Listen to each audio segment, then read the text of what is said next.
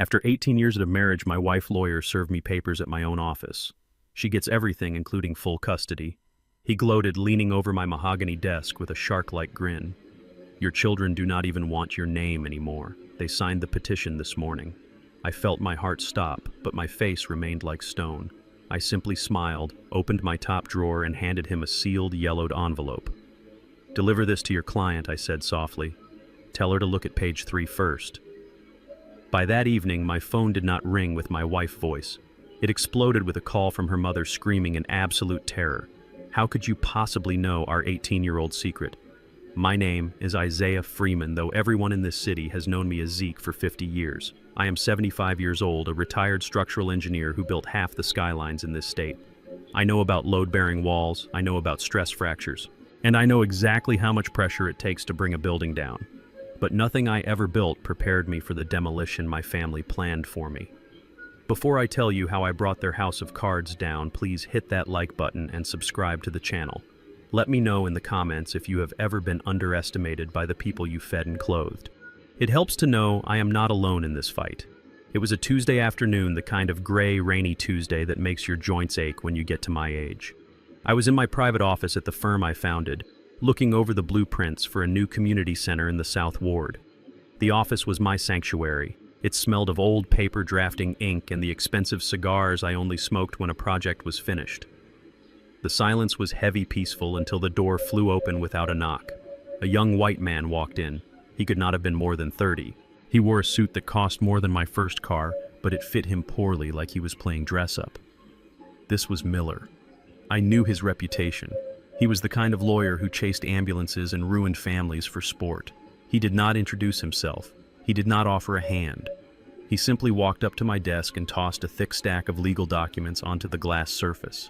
The sound of the heavy paper hitting the desk echoed like a gunshot in the quiet room. "You have been served," Mr. Freeman Miller said, his voice dripping with that unearned confidence that only the young and foolish possess. I did not flinch. I slowly took off my reading glasses, folded them, and placed them on top of the blueprints. I looked at the cover sheet. Petition for divorce. Plaintiff Vanessa Freeman. Defendant Isaiah Freeman. I looked up at him. My voice was calm, the deep rumble of a man who has shouted over jackhammers and cranes his whole life. "You could have mailed this, son." Miller laughed, a dry, humorless sound. "And missed the look on your face." "No chance. Vanessa wanted me to make sure you understood the terms immediately. She is not playing games, Zeke." I pulled the file closer. My eyes scanned the legal jargon, picking out the numbers. They were staggering. Vanessa was asking for 80% of my assets. She wanted the main house in the suburbs. She wanted the vacation condo in Miami. She wanted unlimited alimony. She wanted my pension. It was a robbery list, not a divorce settlement. She wants me to vacate the marital home in 24 hours, I read aloud, my finger tracing the line. "On what grounds?" Mental cruelty, Miller said, leaning forward, placing his knuckles on my desk. "She claims you are controlling, that you have created a hostile environment, that she fears for her safety." I almost laughed. Controlling, I was the man who paid for her master degree. I was the man who funded her boutique business that never made a profit. I was the man who hired nurses for her mother Betty when she claimed she was sick. I gave Vanessa a life of leisure while I continued to work well past retirement age because I wanted my family to have the best. "This is fiction," I said, closing the folder. "It will never stand up in court." Miller smirked. He looked like a man holding a royal flush. "Oh, it will stand up. Because we have character witnesses, we have neighbors, and most importantly, we have your sons." The mention of Dante and Darius made my stomach turn. My twin boys, my pride, my joy. They were 17 years old, just months away from manhood. I had taught them to throw a spiral in the backyard. I had taught them how to tie a tie. I had stayed up with them when they had fevers. "What about my sons?" I asked, and for the first time my voice was not steady. Miller pulled another document from his briefcase. He held it up like a trophy. "This is a petition for a legal name change. Dante and Darius signed it this morning. They do not want to be Freemans anymore, Zeke. They are taking their mother maiden name. They do not want to be associated with a man like you." The air left the room. It felt as if a steel beam had fallen on my chest. My name, Freeman. It was not just a name, it was a legacy. My grandfather chose that name when he walked off a plantation in Alabama. My father carried that name into the steel mills of Pittsburgh. I carried that name into universities that did not want me there. I built this company on that name. And now my own sons, the boys, I bounced on my knee, wanted to throw it in the trash like a wrapper. Miller saw the pain in my eyes. He fed on it. It is over, old man. Sign the papers. Give her what she wants, or we will drag you through a public trial that will destroy whatever reputation you have left. You have 24 hours to get out of the house. If you are still there tomorrow at noon, the sheriff will remove you. I looked at Miller. I looked at his arrogant smile, his expensive watch, his disdain for a man he clearly thought was past his prime. He saw an old black man defeated. He did not see the engineer. He did not see the man who calculated risk for a living. He did not know that I never enter a room without knowing where the exit is, and I never build a structure without knowing where the weak points are. I sat back in my leather chair. The leather creaked. I took a deep breath, inhaling the scent of my office, grounding myself. The pain of my son's betrayal was a physical weight, sharp and hot, but I pushed it down. I locked it away in a cold, dark room in my mind. There would be time to grieve later. Now was the time for war. I opened the bottom drawer of my desk. It was locked, but I kept the key on a chain in my vest pocket. I unlocked it and reached all the way to the back, past the checkbooks, past the old contracts. I pulled out a single manila envelope. It was sealed with heavy tape. It looked old because it was. I had held on to this envelope for 18 years. I placed it gently on the glass desk and slid it across to Miller. "What is this?" Miller asked, looking at it suspiciously. "A counteroffer." I smiled. It was not a happy smile. It was the smile of a man watching a demolition charge countdown. "Something like that," I said. "You give that to Vanessa. Tell her I said to look at page 3 first." Miller picked it up. He weighed it in his hand. It was light, but we both knew that sometimes the lightest things carry the most weight. "Is this a joke?" he asked. "Deliver it," I said, my voice dropping an octave. "Or do not. But if you walk out of here without that envelope, tell your client that I will release the contents to the press tomorrow morning instead of the judge." Miller hesitated. He saw something in my eyes that scared him. He saw the steel. He shoved the envelope into his briefcase, sneered at me one last time, and turned to leave. "Noon tomorrow. Zeke," he called out over his shoulder, "pack your bags." When the door closed, the silence returned, but it was no longer peaceful. It was heavy with the ghosts of the last 18 years. I stood up and walked to the window, looking out over the city I helped build. I saw the bridges, I saw the towers, I saw the concrete and the glass. I had built so many things that would last for a century, but my family was made of sand. I left the office early. I did not go home. I knew Vanessa would have changed the locks by now. I knew if I went there, I would likely lose my temper, and that would play right into their hands. They wanted me to be the angry, violent husband. I would not give them that satisfaction. I drove to a small diner on the outskirts of town, ordered a black coffee, and waited. I checked my watch. Miller would be at Vanessa House by now. He would be handing her the envelope. She would be laughing, thinking it was a desperate plea for reconciliation. She would open it. I took a sip of the bitter coffee. At 7:30 in the evening, my phone began to vibrate on the Formica table. I looked at the screen. It was not Vanessa. It was not Miller. It was Betty, my mother-in-law. I let it ring. Once, twice, 3 times. I wanted her to sweat. I wanted her to feel the fear gripping her throat. I answered on the 4th ring. I did not say hello. I just listened. Isaiah Betty screamed. Her voice was shrill, panicked, completely stripping away her usual mask of southern gentility. "What have you done?" I took another sip of coffee. "I did not do anything, Betty. I just returned some paperwork." "You monster!" she shrieked. How could you possibly have that? That clinic was supposed to destroy those records. That was 18 years ago." I leaned back in the booth. The diner was noisy, filled with the clatter of plates and the murmur of conversation, but I felt like I was the only person in the world. "People talk, Betty," I said calmly, "especially when you do not pay them enough to keep quiet."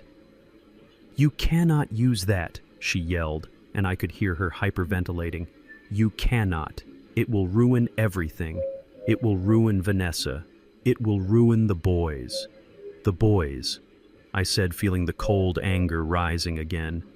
You mean the boys who signed a paper today saying they do not want my name? They are just children, Betty cried. They do not know. They are 17.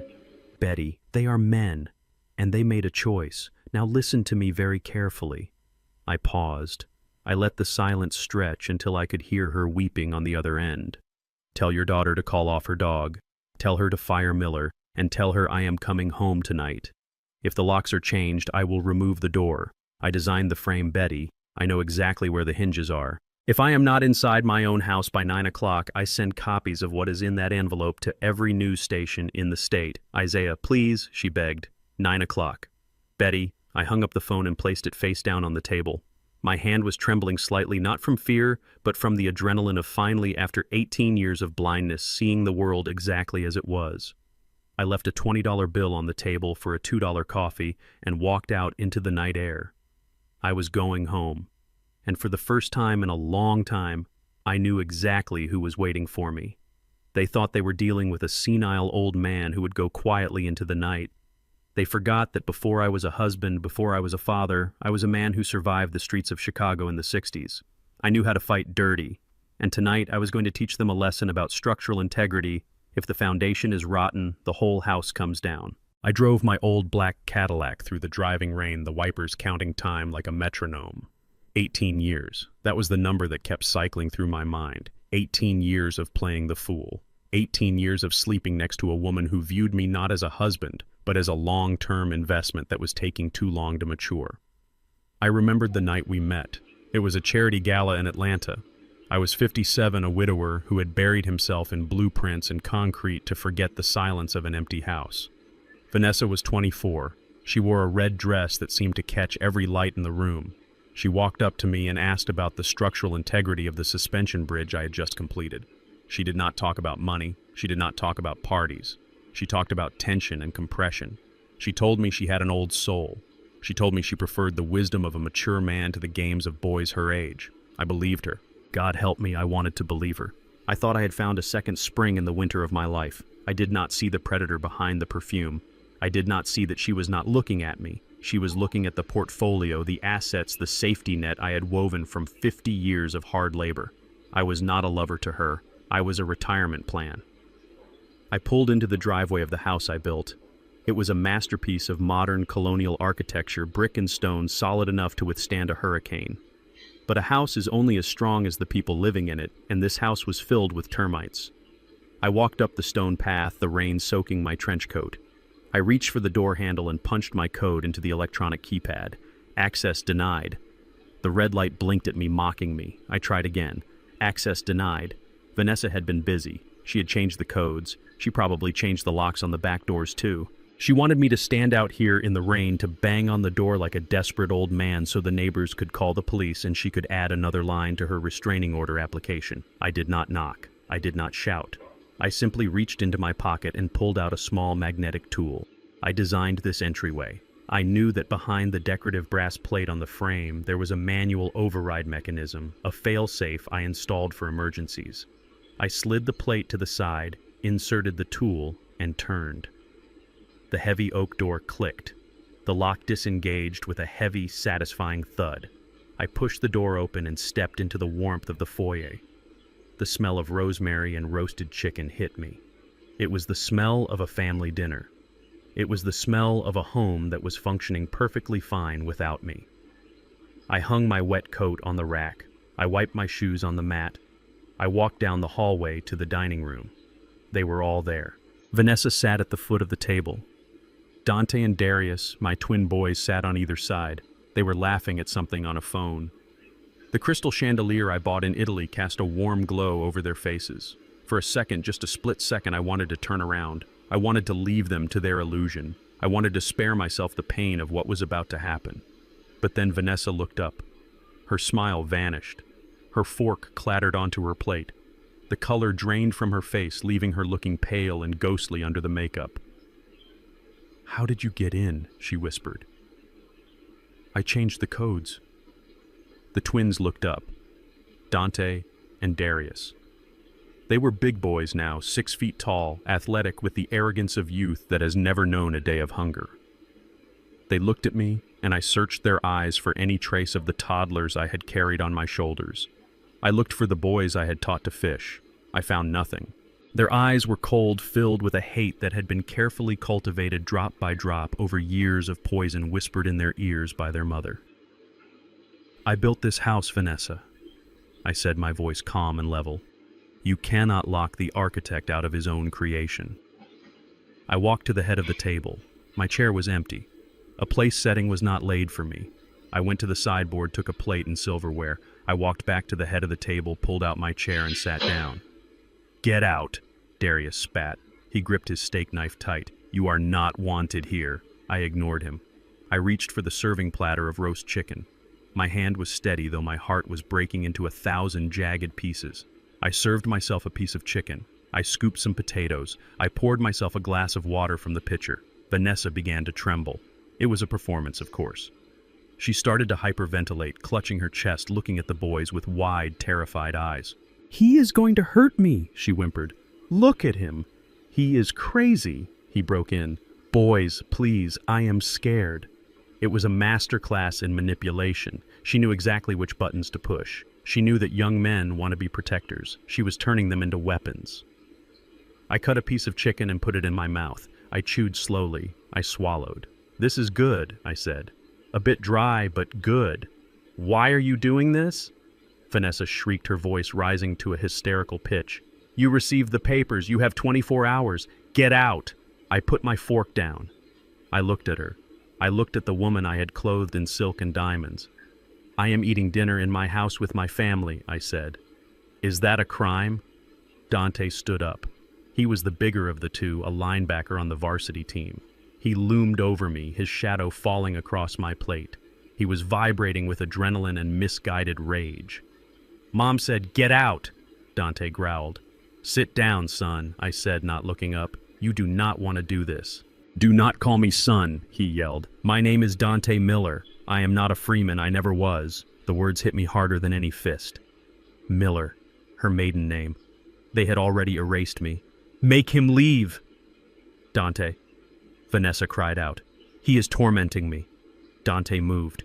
It happened fast. He reached out, grabbed the lapels of my suit jacket, and hauled me out of the chair. I was 75 years old. I was strong, but I was not a match for a 17-year-old athlete fueled by rage. He shoved me. Hard. I stumbled back. My hip hit the sideboard with a sickening crunch. I lost my footing and fell to the hardwood floor. The pain shot up my spine, white and hot. My glasses skittered across the room. For a moment, there was silence. Absolute terrified silence. I lay on the floor looking up at the ceiling I had plastered myself. I looked at the crown molding I had installed. I looked at the son who had just put his hands on his father. Dante stood there, his chest heaving, his fists clenched. He looked down at me, and for a fleeting second I saw regret. I saw the boy who used to cry when he scraped his knee. But then he looked at his mother and the mask slammed back down. "Get up," Dante said, his voice shaking. "Get up and get out, you old dictator. We do not need you. We have Mom. We do not need your money or your rules." Vanessa stood up then. She walked over to Dante and put a hand on his arm, not to restrain him, but to claim him. She looked down at me with a sneer that twisted her beautiful face into something ugly. "Look at you, Isaiah," she said, her voice dripping with venom. "Look at you. Pathetic. A weak old man on the floor. This is where you belong. You thought you could control us forever. You thought you could buy us. It is over." I slowly pushed myself up. My joints screamed. My hip burned. I grabbed the edge of the dining table and hauled myself to my feet. I brushed the dust off my trousers. I adjusted my jacket. I did not groan. I did not cry out. I would not give them the satisfaction of hearing my pain. I walked over to where my glasses had landed. I picked them up, inspected them for cracks, and put them back on my face. The room came back into sharp focus. I looked at the three of them, a tableau of betrayal. The unfaithful wife, the ungrateful sons. "You are right, Dante," I said. My voice was low, barely a whisper, but it carried through the room like a draft from a tomb. "You do not need me." I looked at Vanessa. She was still sneering, confident in her victory. She thought she had won. She thought the physical humiliation was the end of the battle. She did not know it was just the signal for the airstrike. You just made the biggest mistake of your life, Vanessa, I said. She laughed, a cruel, sharp sound. Oh, please. What are you going to do? Hit me. You do not have the guts. Go cry to your lawyer. I walked to the door. I paused with my hand on the handle. I did not look back. You think that envelope I gave Miller was everything I asked? Vanessa froze. Her laughter died in her throat. You think that one receipt was the whole story? I continued. That was just the table of contents, Vanessa. That was just a polite hello. I opened the door. The cold night air rushed in. Enjoy your dinner, I said. It is the last meal you will ever eat in this house. I stepped out into the rain and pulled the door shut behind me. The lock clicked. I walked down the path to my car. My hip was throbbing with every step, a dull, grinding agony that made me grit my teeth. But my mind was clear, crystal clear. The ambiguity was gone. The hope was gone. The lingering affection that had stayed my hand for so long was dead killed on the dining room floor. They wanted a war. They wanted a villain. They wanted a dictator. Fine. I got into my Cadillac and started the engine. I checked my phone. There was a message from Brad, my son-in-law. It was a single image. A bank confirmation. The asset freeze was ready to execute.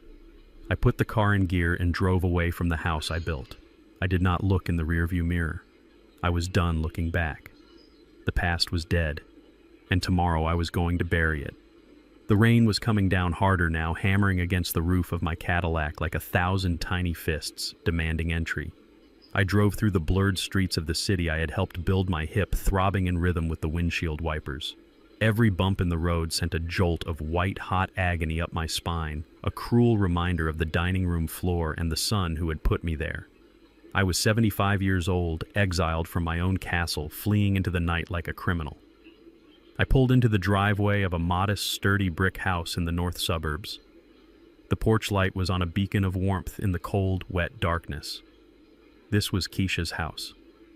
My eldest daughter. My firstborn. The only person in my life who had looked at Vanessa 18 years ago and seen the wolf beneath the sheep's clothing.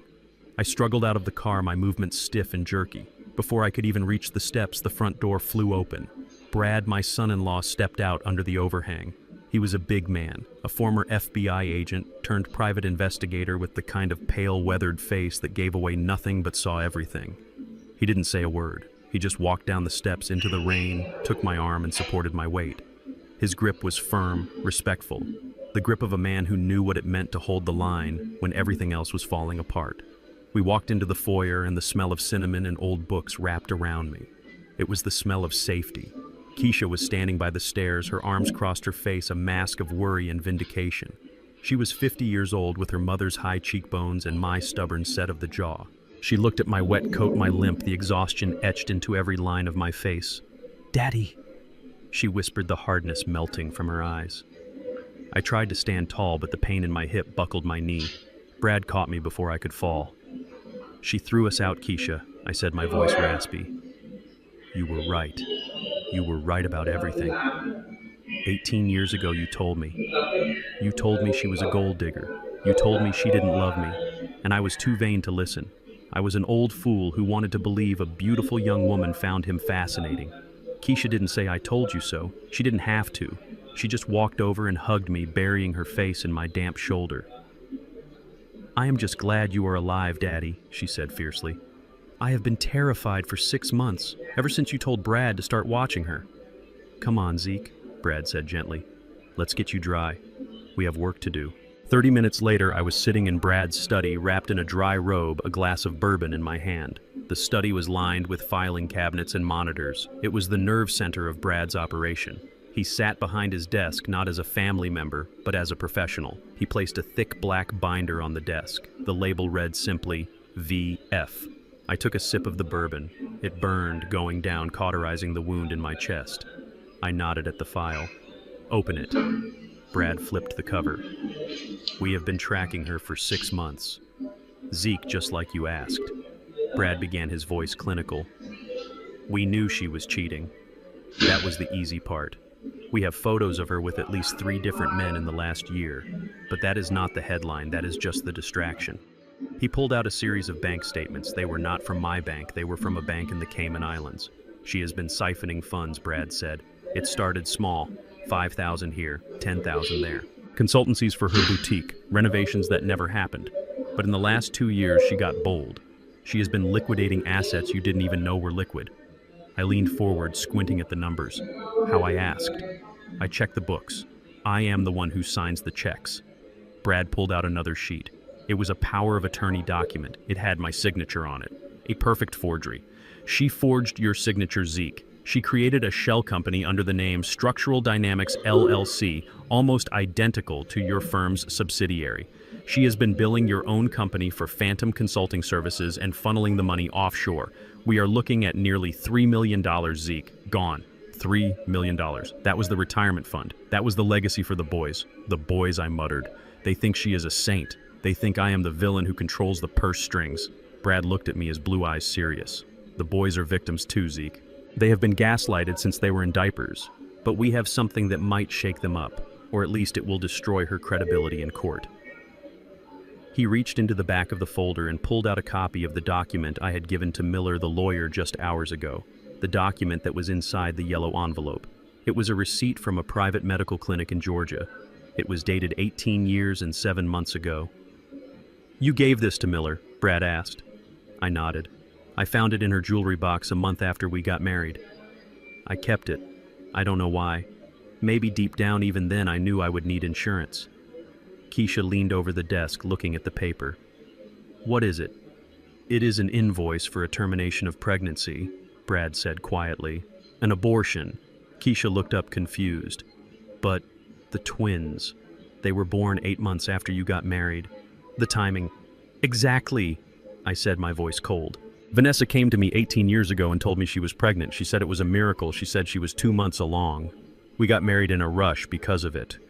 But this receipt is dated 1 month before she told me that." I looked at my daughter. I looked at the man who had been more of a son to me than my own flesh and blood. If she terminated a pregnancy in Georgia 1 month before she claimed to be pregnant with my children, then the math does not work, I said. She wasn't pregnant with my children when we married. She got pregnant again immediately, or she was never pregnant by you at all. Brad finished the thought.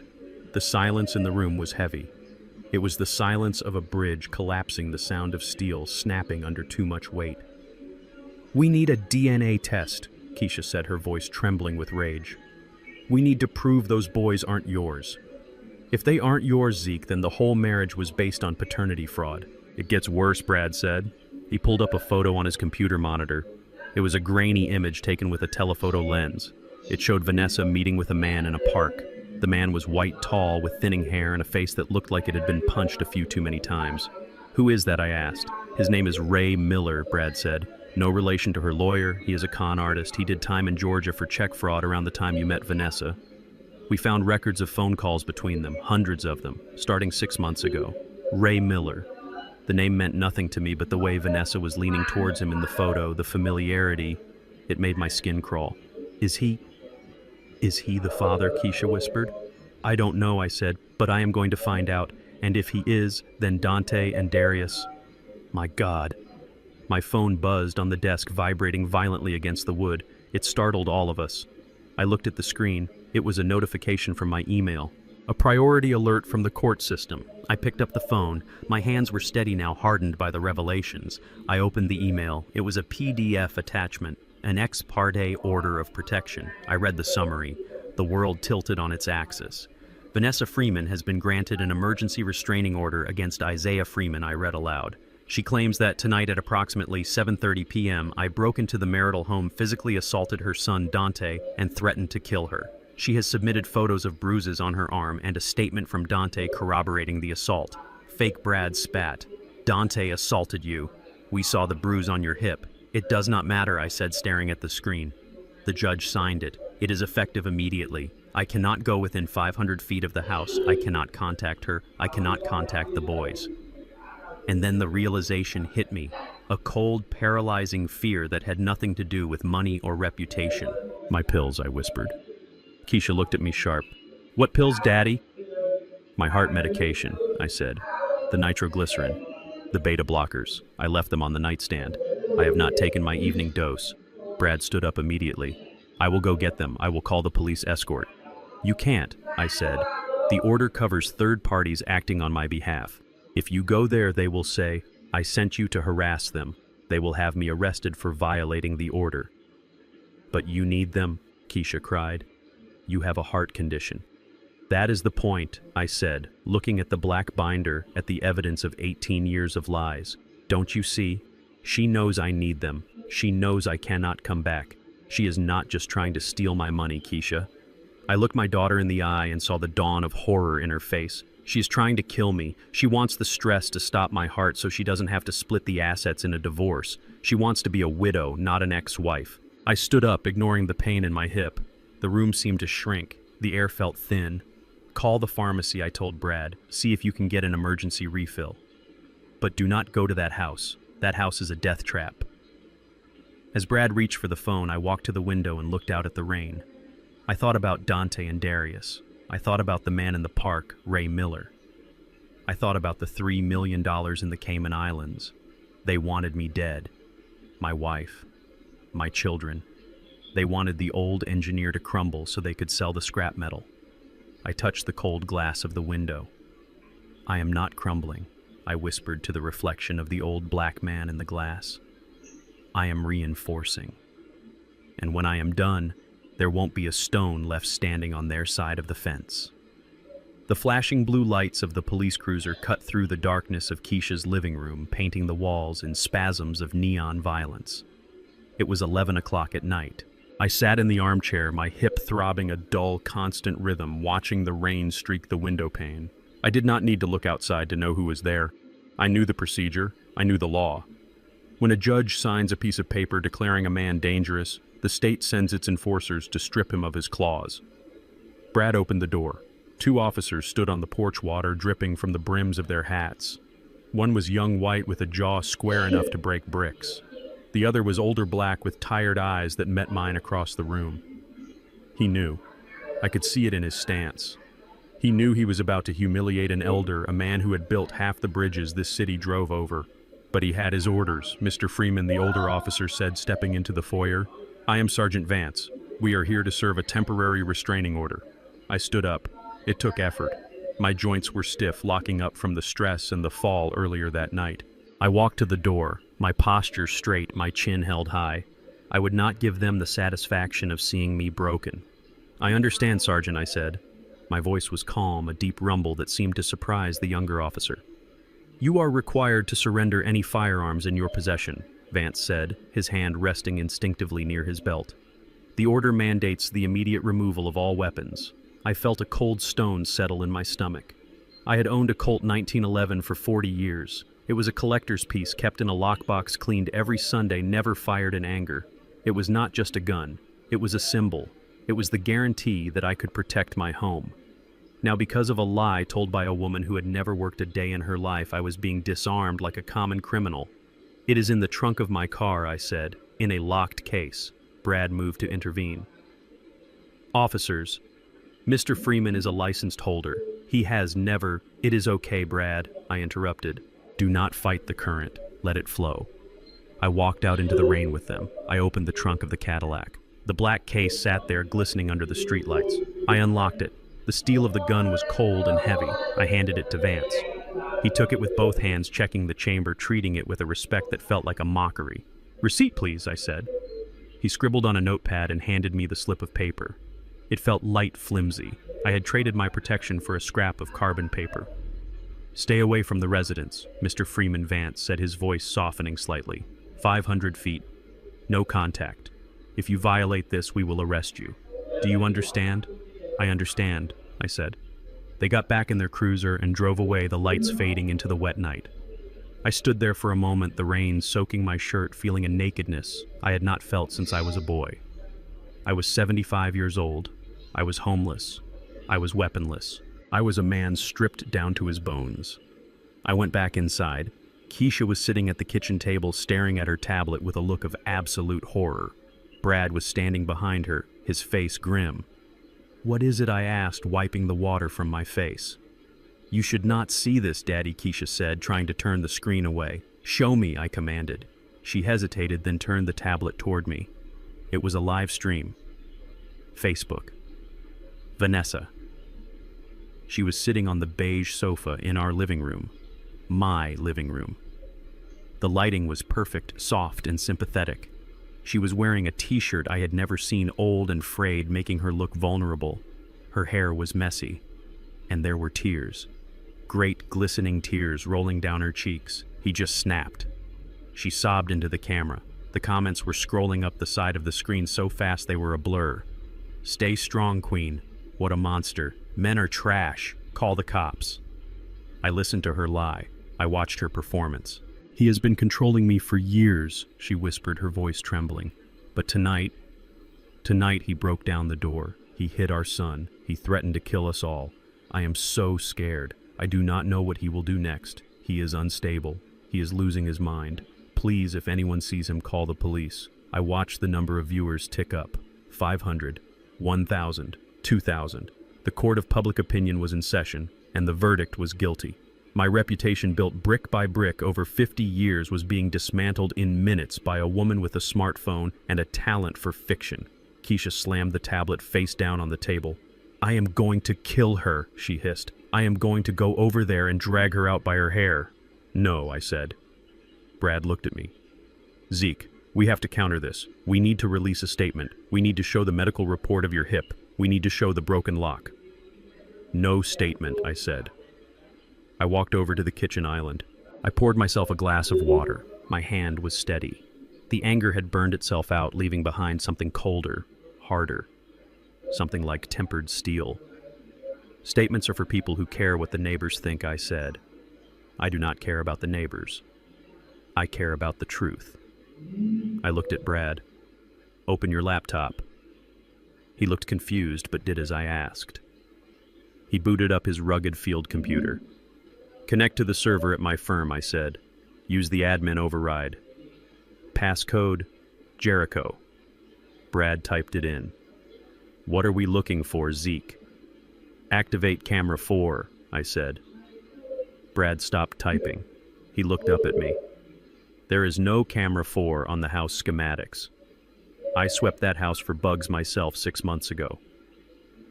"I know," I said. "Because I installed camera 4 myself 10 years ago. It is not on the network. It is hardwired into the dedicated line I ran for the structural integrity sensors in the master bedroom.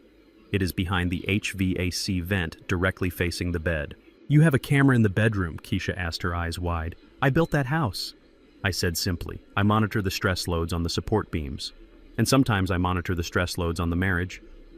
"Turn it on." Brad hit the enter key. The screen flickered static for a second, and then a crisp, high-definition image filled the monitor. It was the master bedroom, my bedroom, the bed I had slept in for 18 years. Vanessa was there, but she was not crying. The tear-stained victim from the live stream was gone. In her place was a woman laughing so hard she had to hold her stomach. She was sitting on the edge of the bed holding a glass of champagne, and she was not alone. Betty was there, my mother-in-law, the woman whose medical bills I had paid, the woman I had treated like a queen. She was sitting at the vanity table, my vanity table surrounded by an array of cosmetics. "Look at this," Betty cackled, pointing at the tablet she was holding. "Look at these comments. They want to lynch him. Someone should put that old dog down. I hope he rots in jail." "Oh, this is too easy." Vanessa took a sip of champagne. "Did you see his face, Mama, when Dante pushed him? He looked like a crushed bug. I thought he was going to cry." "He deserved it," Betty spat. "Arrogant old man, thinking he could buy us, thinking he could own us." Brad and Keisha were silent, staring at the screen in disbelief. The cruelty was raw, unfiltered.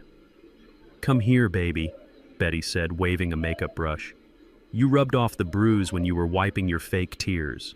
We need to reapply it before the police come back for a wellness check." Vanessa walked over to the vanity. She sat down, tilting her head back. Betty dipped the brush into a palette of purples and yellows. With the skill of a Hollywood makeup artist, she began to paint a bruise on Vanessa's cheekbone. "Hold still," Betty muttered. "You need to look like he hit you with the back of his hand. Right there. Yes. That looks nasty." Vanessa looked in the mirror and smiled. A cold, predatory smile. "It is perfect. Dr. Evans will have to sign the commitment papers now. Violent outbursts, delusions, physical assault. It is a slam dunk for dementia. I watched them. I watched them paint a crime scene onto her skin. I watched them toast to my destruction. I felt a strange detachment, like I was watching a documentary about a disaster that happened to someone else. "Is the money secure?" Vanessa asked, inspecting her face. "It is moving," Betty said. "The Cayman transfer cleared an hour ago. 3 million. And once we get the power of attorney, we can liquidate the real estate, the house, the building downtown, everything." "What about the boys?" Vanessa asked. Dante seemed shook. Betty scoffed. "Dante is a child. He will get over it when he sees the new car you are going to buy him. He just needs to keep his mouth shut and remember who his real family is." I leaned closer to the screen. My heart was beating slow, heavy thuds against my ribs. "I just wish we didn't have to wait." Vanessa sighed. "I am tired of playing the grieving wife. I want to spend it. I want to go to Paris. I want to be free of him. Patience." "Honey," Betty said, finishing the bruise with a dusting of powder. "He is 75. His heart is garbage. Without his pills, with this stress. He will pop a valve within a week. And if he doesn't..." She paused. She looked directly at Vanessa in the mirror. "If he doesn't die on his own, we will help him along, just like we planned." Keisha gasped. Brad's hand flew to his mouth, but then Betty said something else. Something that froze the blood in my veins and stopped time itself. "Besides," Betty said, wiping the brush on a tissue, "the old fool still thinks those two brats are his blood. He thinks he is fighting for his legacy." Betty laughed, a dry, rattling sound. "Wait until he dies. Wait until the ink is dry on the death certificate. Then we will bring Ray back. Ray has been waiting 18 years to be a father. It is time the boys knew who their real daddy is." Ray. The name hung in the air of Brad's study like a toxic cloud. Ray. The man Brad had found in the photos. The con artist. The ex-con. Ray was the father. I stared at the screen. I looked at the woman I had married, the woman I had slept beside, the woman who had birthed 2 sons that I had raised, loved, and educated. They were not mine. 18 years of lies, 18 years of paternity fraud, every baseball game, every graduation, every fever, every "I love you, Dad." It was all stolen. It was all a performance. My knees gave out. I sank into the chair behind me. The room spun. The grief was not sharp. It was a vast, hollow emptiness, a black hole opening up in the center of my life and swallowing everything I thought I knew. Dante, Darius, my boys. They were not my boys. They were the spawn of a grifter and a thief. "Zeke," Brad asked, his voice sounding far away. "Are you okay?" I stared at the monitor, at the 2 women laughing in my bedroom.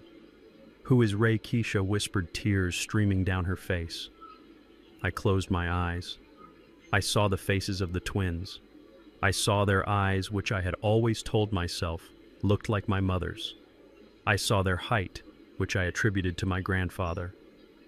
I saw the deception woven into their very DNA. "Ray," I said, my voice sounding like grinding stones. "Ray is the man we are going to find." I opened my eyes. The weakness was gone. The grief was locked away in the vault. "Brad," I said, "get the facial recognition software running. Run the photo from the park against the Georgia Department of Corrections database. Find Ray Miller. Find him tonight." "But Zeke," Brad said, "the money, the restraining order." "Forget the money," I said. "Forget the order. This isn't about money anymore. This is about blood. They made me raise another man's sons to kill me." I stood up. I walked to the map of the city on the wall. "Find Ray," I commanded. "Because Ray is the key. Ray is the loose thread. And I am going to pull that thread until their entire tapestry unravels and chokes them to death." 2 weeks. That was the timeline the judge had given us. 14 days until the preliminary hearing where a stranger in a black robe would decide if I lost my home, my assets, and my dignity permanently. 14 days to find a ghost named Ray Miller and drag him into the light. The clock was not just ticking, it was hammering against my skull like a rivet gun. Brad and I set up a war room in his basement. It smelled of ozone from the servers and stale coffee. We were running on adrenaline and caffeine. Brad had called in every favor he had from his days at the bureau. He was working the phones, his voice low and urgent, speaking a language of codes and contacts that I did not speak. I sat at a folding table reviewing the financial wreckage of my life. We hit the first wall at 9 in the morning on Wednesday. I need to buy access to the Georgia criminal database, Brad said, typing furiously. It is a third-party vendor, $500. I pulled out my wallet. It was an old leather thing molded to the shape of my hip over 20 years. I pulled out my black card, the one with the high limit, the one I used to buy materials for skyscrapers. Use this, I said, sliding it across the table. Brad took it. He typed in the numbers. He hit enter. He frowned. He typed it again. He hit enter again. Zeke, he said, his voice hesitant. It is declined. Try it again, I said. That card has a $50,000 limit. It is not the limit, Zeke. The account is frozen. I felt a coldness spread through my chest that had nothing to do with the basement temperature. I pulled out my phone. I logged into my banking app. Account frozen. Contact branch. I checked the savings. Frozen. I checked the investment portfolio. Frozen. Vanessa. She had moved fast. Her lawyer Miller had filed an emergency motion to freeze marital assets to prevent dissipation. The judge had signed it without even asking me a question. They had locked me out of the house, and now they had locked me out of my life's work. I had millions of dollars in net worth, but I could not buy a cup of coffee. She is trying to starve us out, I said, staring at the red letters on the screen. She knows investigations cost money. She knows lawyers cost money. She wants me to show up to court with empty pockets and a court-appointed attorney. I can cover it, Zeke, Brad said, immediately reaching for his own wallet. Keisha and I have savings. No, I said. My voice was sharp. I will not drag my daughter into debt. This is my war. I will fund it. How, Brad asked. The banks are closed to you. I stood up. My hip popped, a sharp reminder of the violence in my own dining room. I walked to the corner of the basement where I had stacked the few boxes of personal effects I had kept at Keisha's house over the years. Things Vanessa had deemed too ugly or too old for our pristine mansion. I pushed aside a box of old blueprints and found what I was looking for. It was a rusted, dented iron lunchbox. It still had a faint smell of coal dust and machine oil. It was the lunchbox I had carried when I worked the mines in West Virginia 30 years ago, before I started the firm, before I wore suits, before I became a man who could be robbed by a signature on a piece of paper. I carried the heavy box to the table and set it down. The metal clanged against the wood. What is that? Brad asked.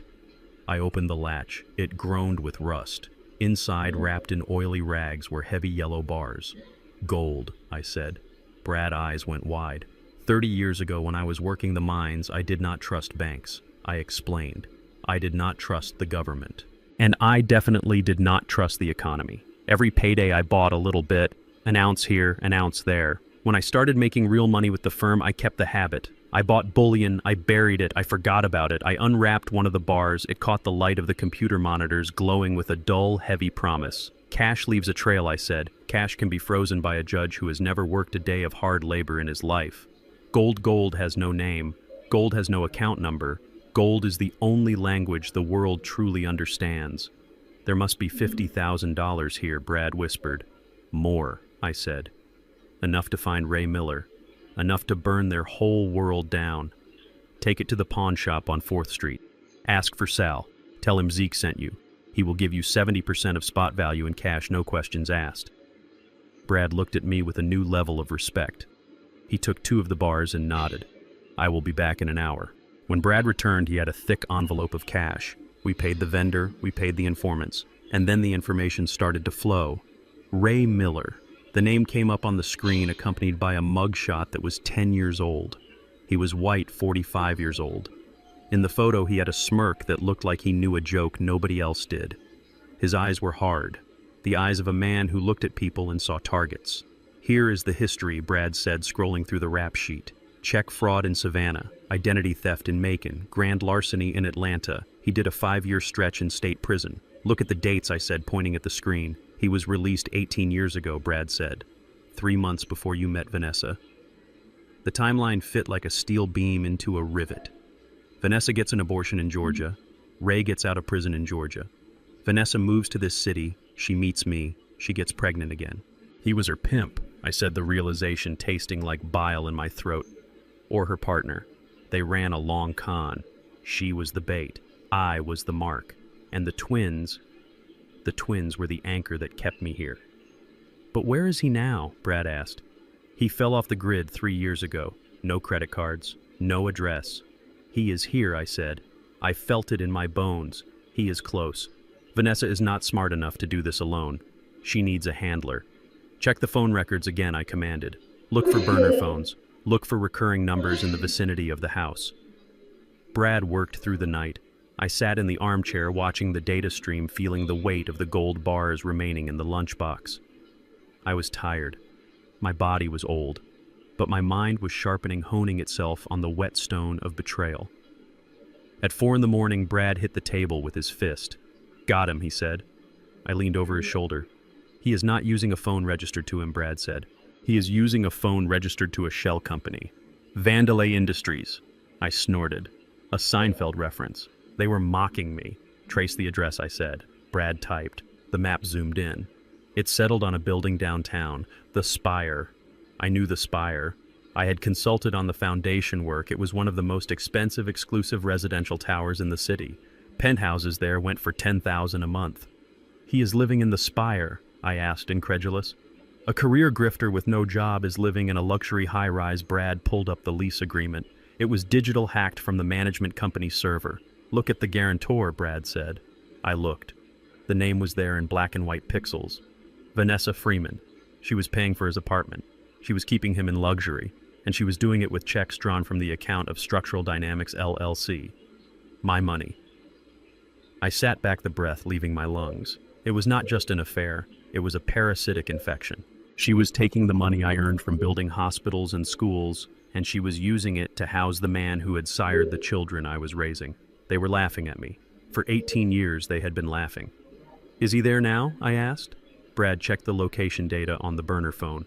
Pinged off the tower on 4th and Main 5 minutes ago. He is there. Apartment 402. I stood up. I went to the closet and pulled out my heavy coat. I put my hat on my head. Where are you going? Brad asked, standing up to block my path. You cannot go there, Zeke. If you touch him, you go to jail. That destroys the case. I am not going to touch him, I said. I am just going to look him in the eye. I need to see the man who stole my life. I am coming with you, Brad said. We drove through the pre-dawn city. The streets were empty, slick with rain. The spire rose up like a needle of glass and steel piercing the gray sky. It was a monument to wealth, and inside it lived a rat. We parked down the street. We walked to the entrance. The doorman stopped us, but Brad flashed his PI license and slipped him a $100 bill from the envelope. Money talks, just like I said. We took the elevator to the 4th floor. The hallway smelled of lavender and expensive cleaning products. We found door 402. I did not knock. I just listened. I heard music, jazz, Coltrane. My favorite album. I heard laughter, a woman's laughter. I knew that laugh. I had heard it for 18 years. I had heard it across the dinner table. I had heard it in the bedroom. Vanessa was in there. It was 4 a.m. My wife, who claimed to be terrified of me, who claimed to be a victim of domestic abuse, was in a luxury apartment with a convicted felon listening to my music, spending my money. I reached for the door handle, my hand trembling with a rage so pure it felt like white fire. Zeke, Brad whispered, grabbing my wrist. Don't. If you go in there, you lose. We need the police. We need the camera. We need to do this right. I stared at the door. I imagined kicking it down. I imagined finding them. I imagined the violence I was capable of. But then I thought about Dante and Darius. I thought about the lie that had been their lives. You are right, I whispered. I pulled out my phone. I took a picture of the door number. I recorded the sound of her laughter coming through the wood. We have him, I said, turning away from the door. We found the ghost. We walked back to the elevator. As the doors closed, cutting off the sound of my wife's joy, I felt a strange sense of calm. They were celebrating. They thought they had won. They thought the old man was frozen, locked out, defeated. They did not know that I had just found the structural flaw in their entire foundation, and I had the dynamite in my pocket to blow it all to hell. The Blue Velvet Lounge was the kind of place that charged $20 for a cocktail to keep the riffraff out, but the darkness inside hid the same stains you would find in a dive bar. It was 2 blocks from the Spire. We found Ray Miller in a corner booth nursing a glass of single malt scotch that was older than the twins. He was wearing a suit that looked expensive from a distance but cheap up close, much like the man himself. I walked over to the booth. My hip was a dull fire, but I walked with the rhythm of a pile driver, steady and heavy. Brad peeled off to the side, leaning against the bar, crossing his arms, cutting off the exit. Ray looked up. He did not jump. He did not spill his drink. He just smiled, a slow, lazy curling of the lip that showed too many teeth. Isaiah Freeman. Ray said, his voice smooth like oil on asphalt. I was wondering when you would show up. You look terrible, old man. Rough night, I slid into the booth opposite him. The leather creaked under my weight. I placed my hands on the table, calloused engineer hands next to his manicured grifter hands.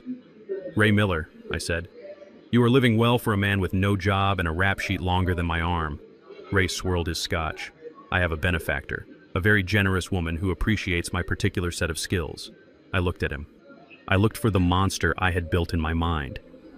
But he was just a man, a mediocre, aging man with watery blue eyes and a weak chin, and yet looking at him was like looking into a distorted mirror. I see them in you, I whispered.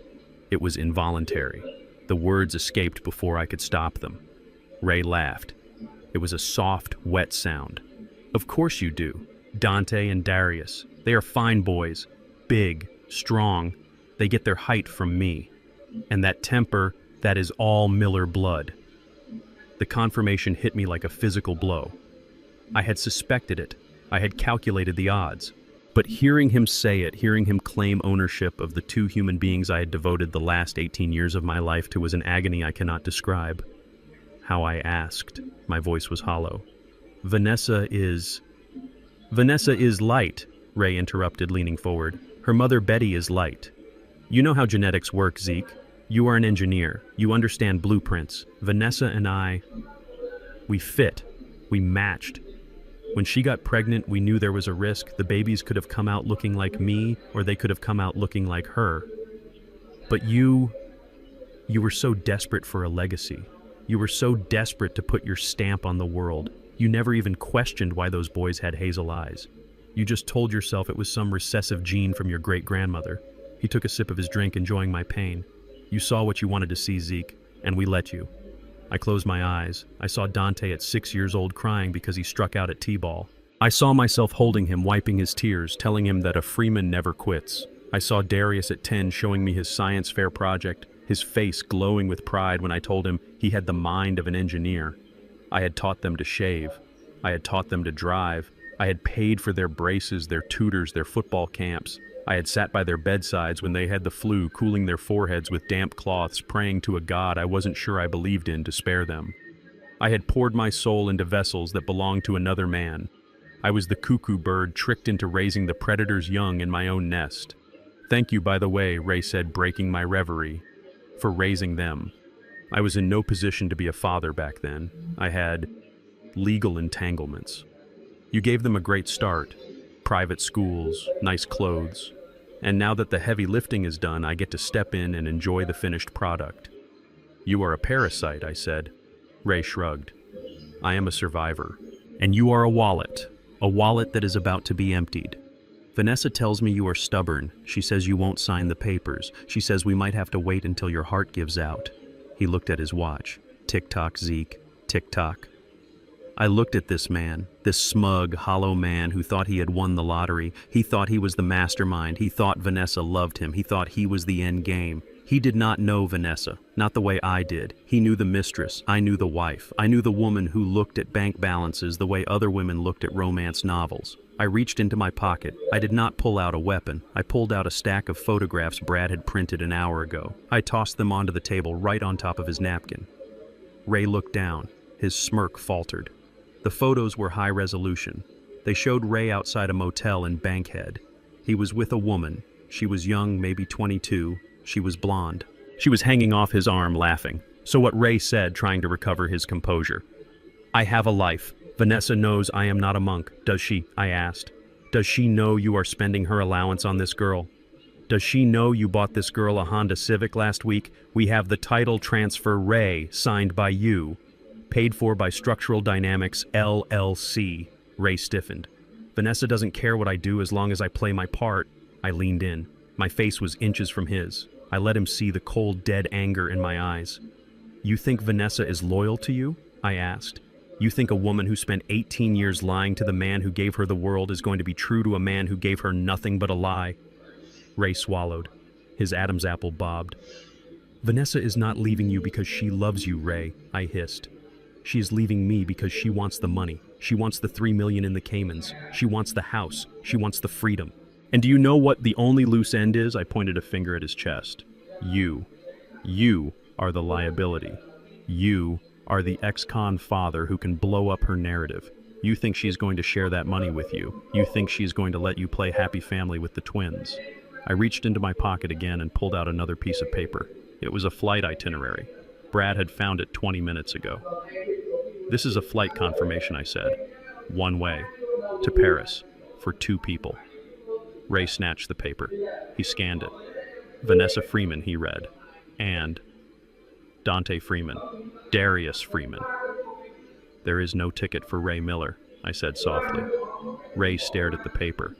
His hands began to shake. She is taking the boys, I said. She is taking the money.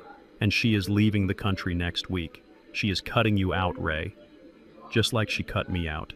You were just a stud horse. You served your purpose. Now you are just another mouth to feed. Ray looked up. The arrogance was gone. In its place was the desperate rat-like fear of a man realizing the trap has closed around his neck. She promised me, he whispered. She said we would be a family. She promised to love, honor, and cherish me too. Ray, I said. Look how that turned out. Ray chugged the rest of his scotch. He slammed the glass down. That witch. She is playing me. She is playing everyone I said. But she is playing you for a fool. She used my money to keep you quiet, to keep you on the hook until the boys were 18. Now they are adults. She doesn't need you to sign anything. She doesn't need your permission to take them. Ray looked at me. His eyes were wild. What do you want, Zeke? You want to kill me? Go ahead. I got nothing left. I don't want to kill you, Ray, I said. I want to buy you. Ray blinked. What? I reached into the inner pocket of my coat. I pulled out one of the gold bars. I placed it on the table. It landed with a heavy, dull thud that rattled the glass. Gold, I said. Untraceable. Liquid. Ray stared at the gold. He reached out and touched it, his fingers trembling.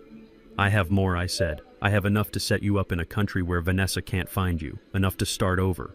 Or enough to drink yourself to death in style. I don't care which. What do I have to do? Ray asked, his eyes glued to the gold.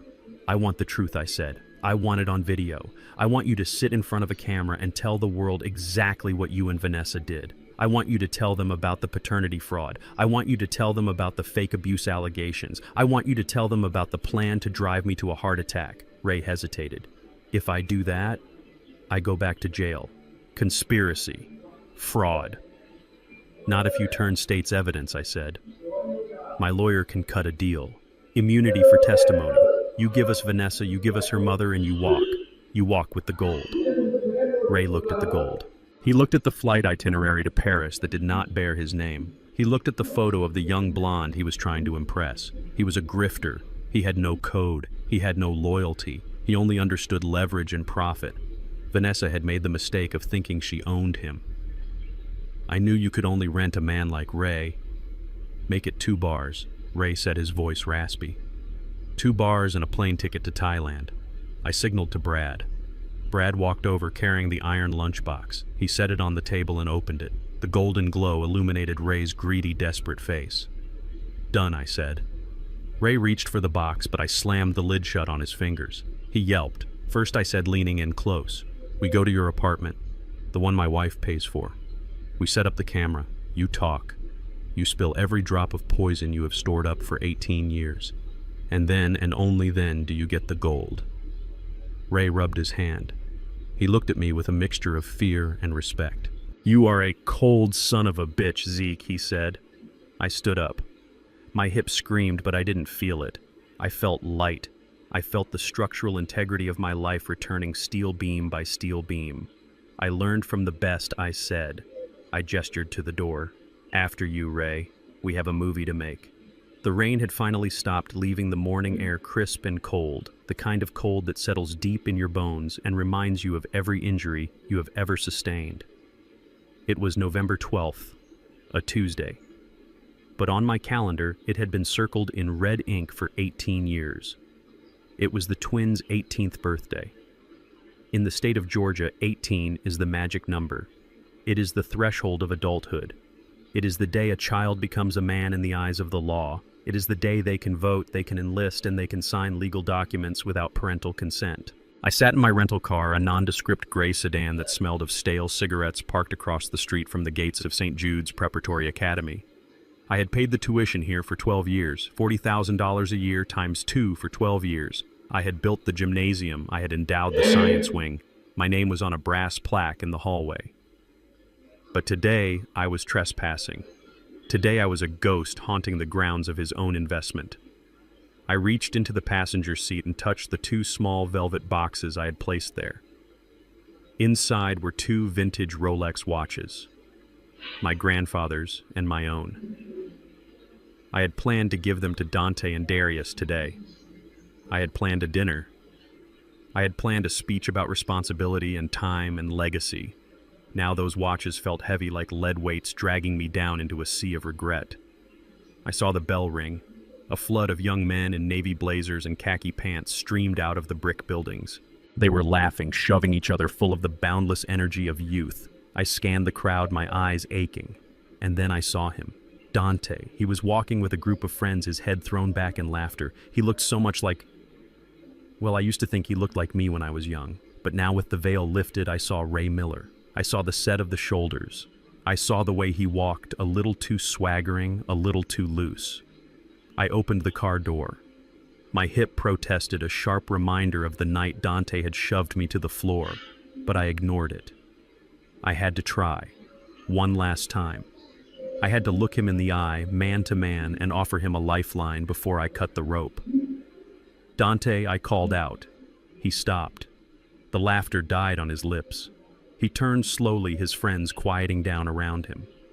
When he saw me standing there, leaning on my cane, his face did not light up. It twisted. It contorted into a mask of pure, unadulterated disgust. He said something to his friends, and they stepped back, forming a circle, a coliseum for our public execution. "What are you doing here?" Dante asked, his voice loud, carrying across the courtyard. "You are not supposed to be here. There is a restraining order." I took a step forward. "I am not at the house, Dante. I am on public property. I just wanted to say happy birthday. I have something for you." I reached into my pocket for the velvet box. Dante flinched. He took a step back, his eyes wide with a performance of fear that he must have learned from his mother. "He has a weapon!" Dante screamed. The air froze. Every head in the courtyard turned. Security guards, burly men I had paid Christmas bonuses to for years, started running toward us. "He is stalking me," Dante yelled, pointing a shaking finger at me. "Get away from me! You are not my father!"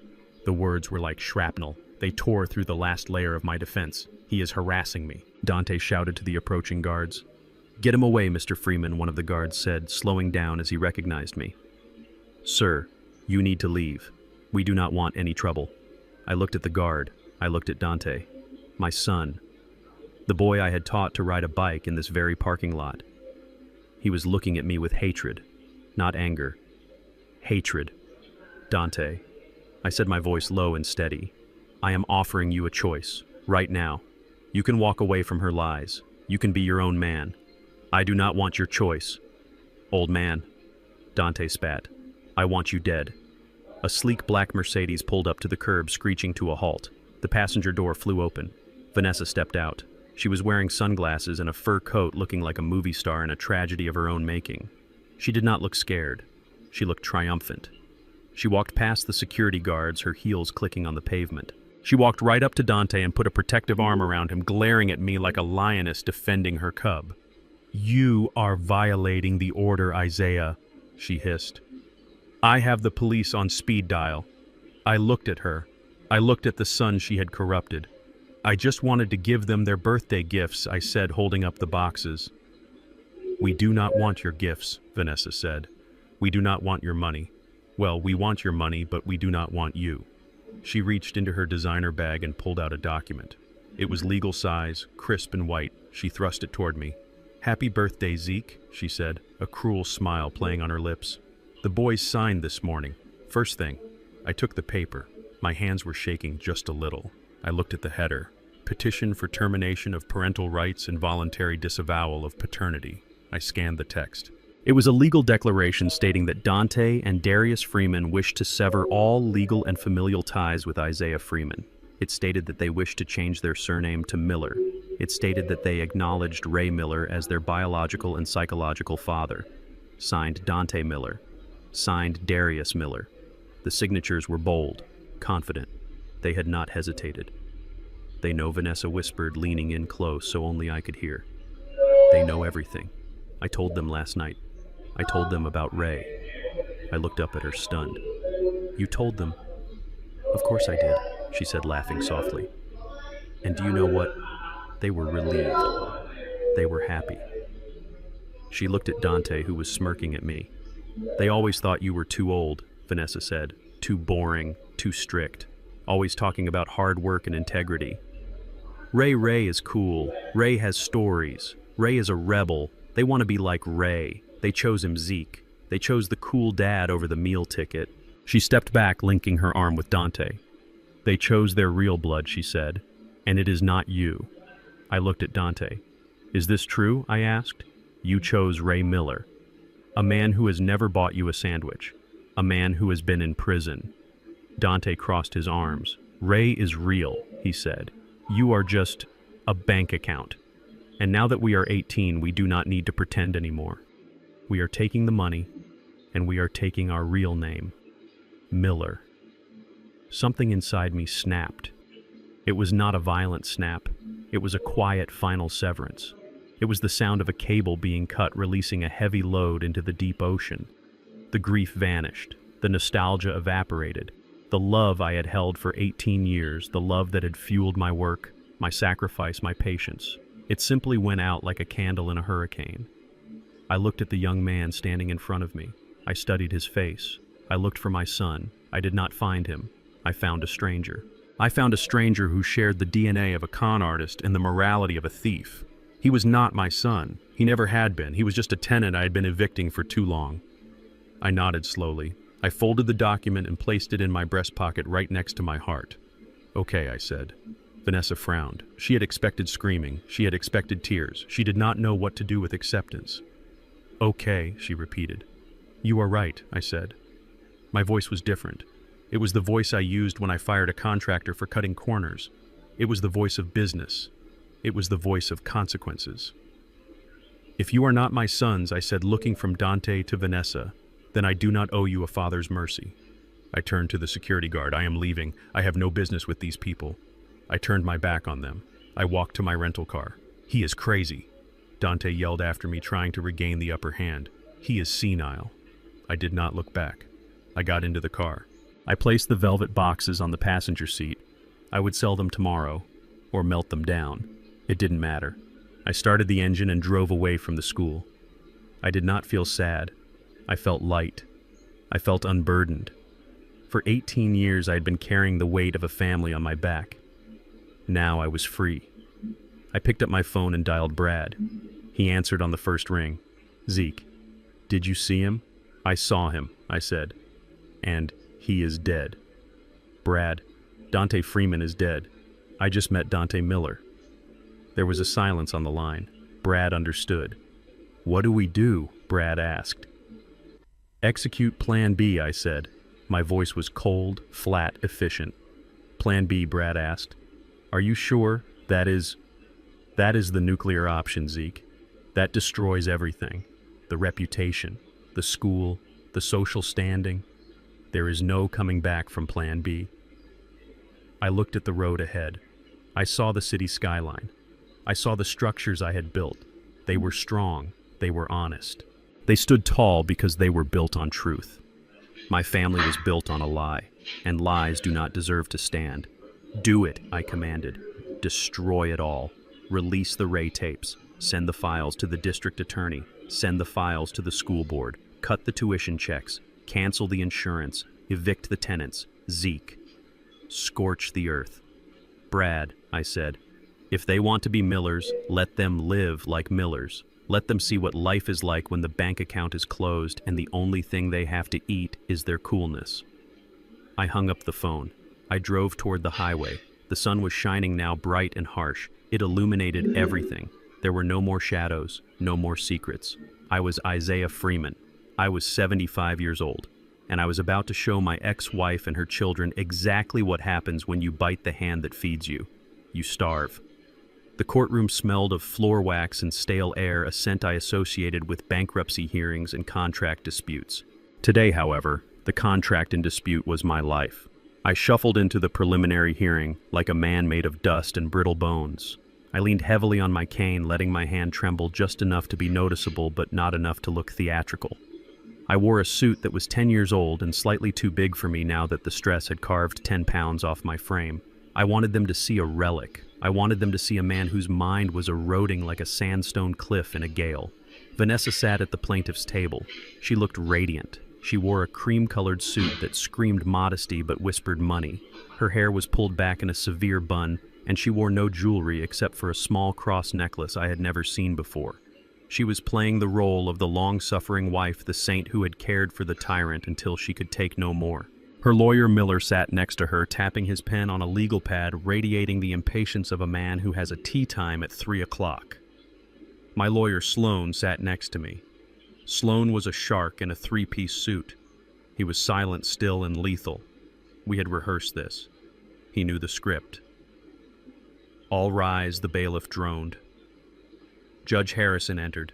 He was a man I knew by reputation, fair but impatient.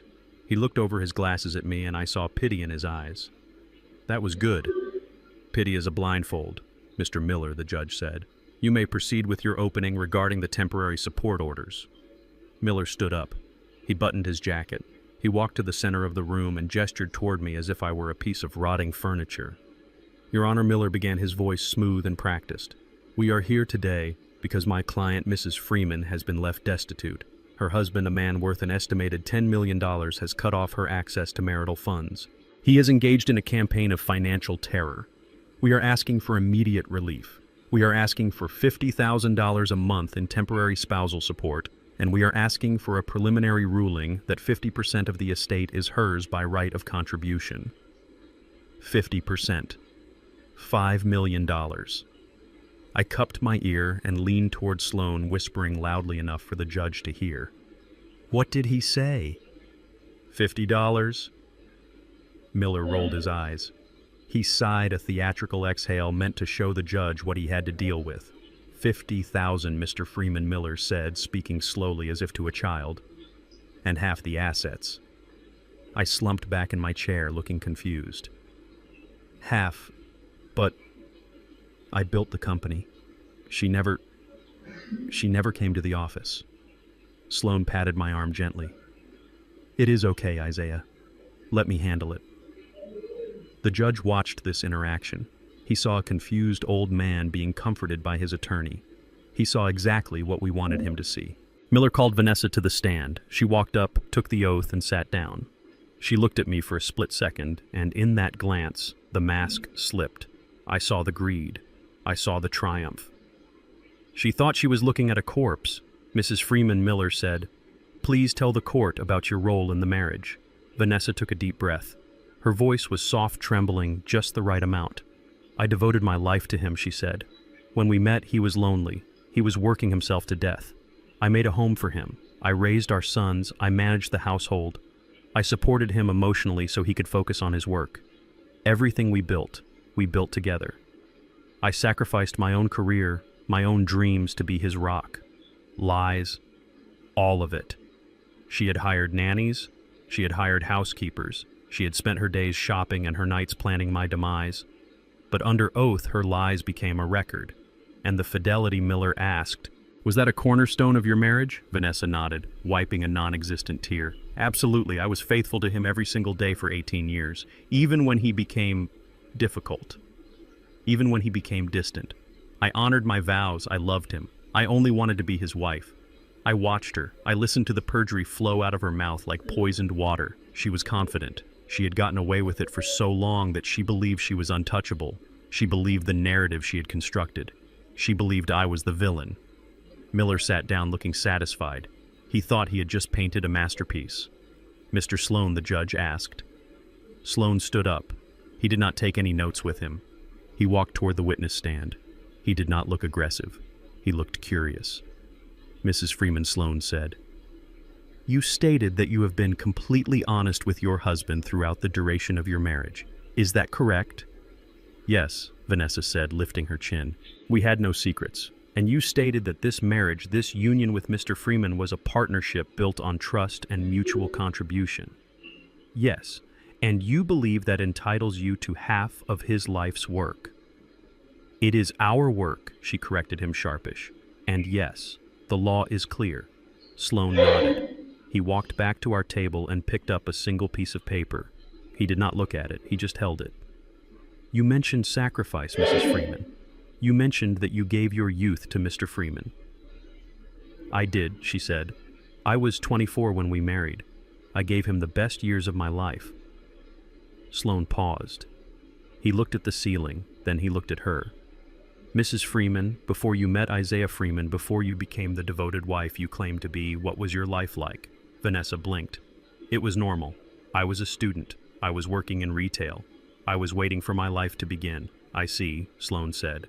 "And in that time before Isaiah, were there any other significant relationships?" Vanessa hesitated, just for a fraction of a second.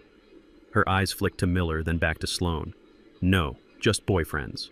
Nothing serious." "Nothing serious," Sloan repeated. "So to be clear, and I want to remind you that you are under oath and that perjury is a felony in this state." Miller stood up.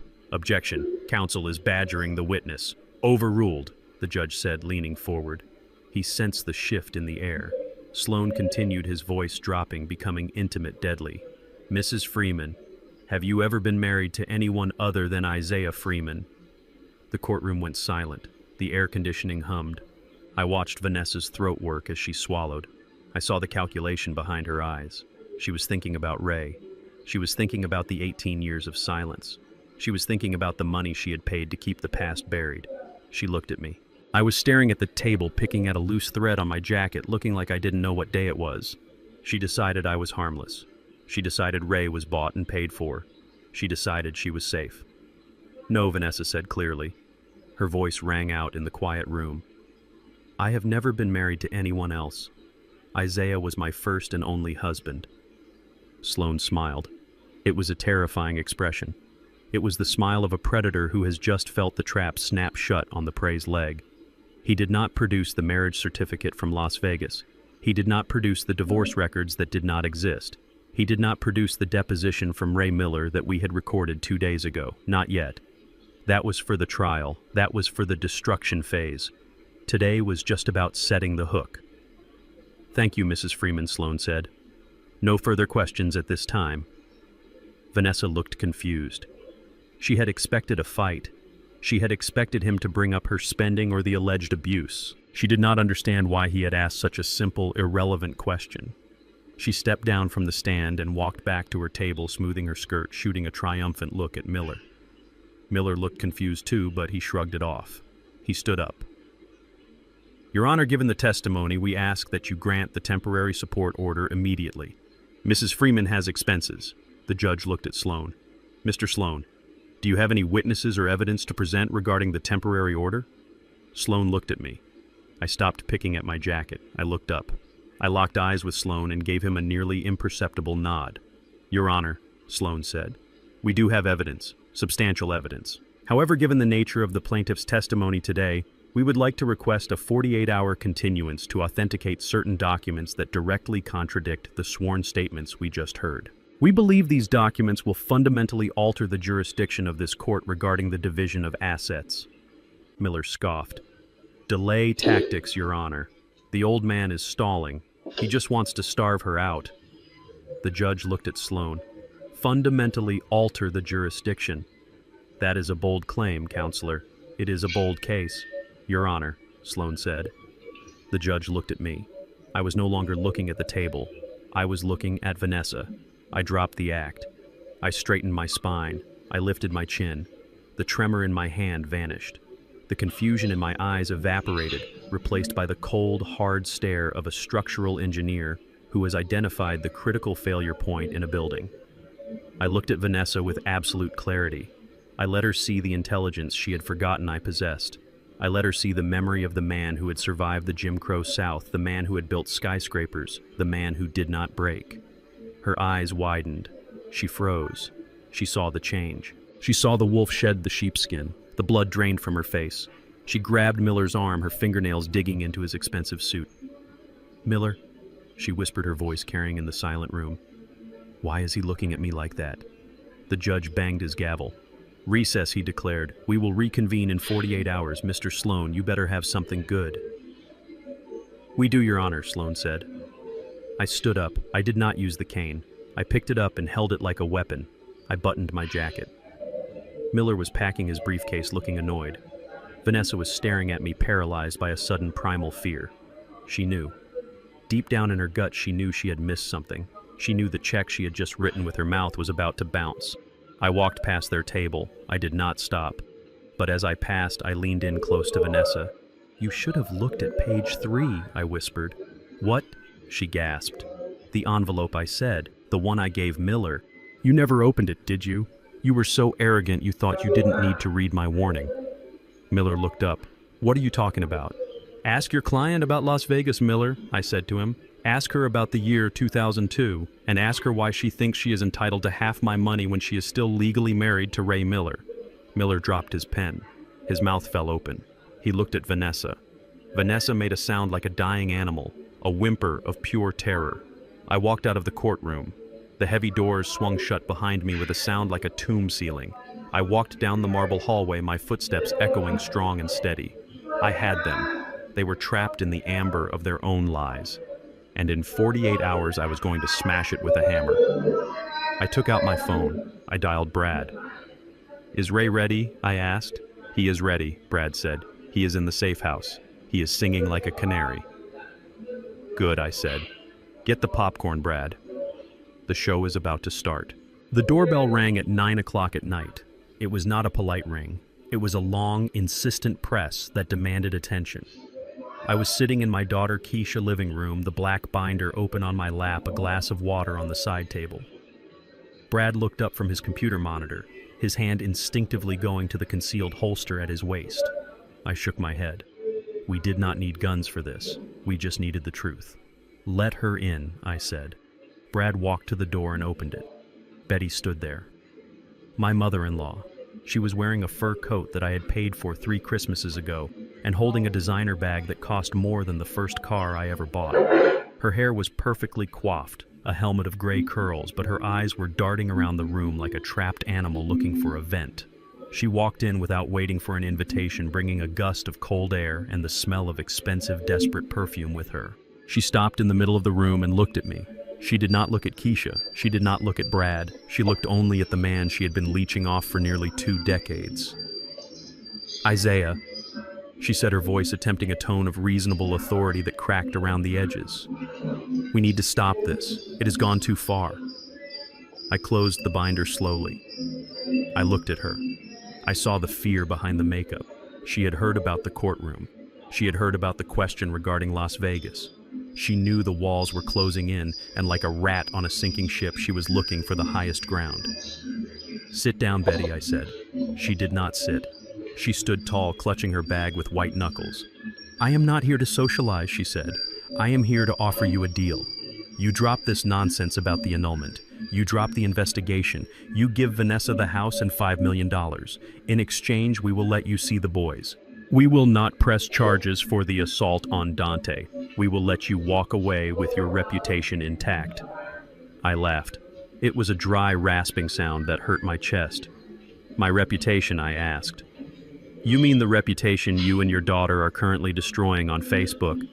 Betty took a step forward, her face hardening. "You do not understand, Isaiah. You think you have leverage because of some old paperwork. Please. The court loves a mother, and the court hates an angry, controlling husband. If you do not agree to these terms tonight, by tomorrow morning, the narrative changes." She lowered her voice, turning it into a weapon. "Vanessa is prepared to speak about the abuse, Isaiah. Not just the yelling, the physical abuse, the nights you came home drunk, the bruises she had to hide with makeup. I stared at her. I had never been drunk a day in my life. I had never raised a hand to a woman. I was a man who built shelters, not a man who destroyed them. There were no bruises, Betty, I said quietly, except the ones you painted on her face 2 nights ago. Betty didn't flinch. She smiled, a cruel, thin stretching of her lips. Who are they going to believe, she asked. A beautiful crying mother of 2, or a 75-year-old man with a history of heart trouble and a sudden violent streak? We will ruin you, Isaiah. We will make sure you die alone in a cell branded a monster. The church will turn its back on you. Your business partners will drop you. You will have nothing. I looked at Brad. He was standing by the television, the remote in his hand. He looked at me, waiting for the signal. I looked back at Betty. I looked at the woman who had sat at my Thanksgiving table for 18 years. I looked at the woman who had held my hand at my first wife funeral, pretending to comfort me while calculating my net worth. You are right, Betty, I said. The truth matters, but you have the wrong truth. I nodded at Brad. Brad pointed the remote at the large flat-screen television on the wall. The screen flickered to life. It was not a camera feed from my house this time. It was a recording. Grainy, low-light footage time-stamped 3 weeks ago. The scene was a basement. Smoke hung heavy in the air. Men and women sat around green felt tables, their faces illuminated by hanging lamps. It was an underground casino, an illegal gambling den in the back of a warehouse in the industrial district. And there, right in the center of the frame, was Betty. She was not wearing the fur coat. She was wearing a tracksuit, a cigarette dangling from her lip, her eyes manic and focused. She was shoving stacks of chips into the center of the table.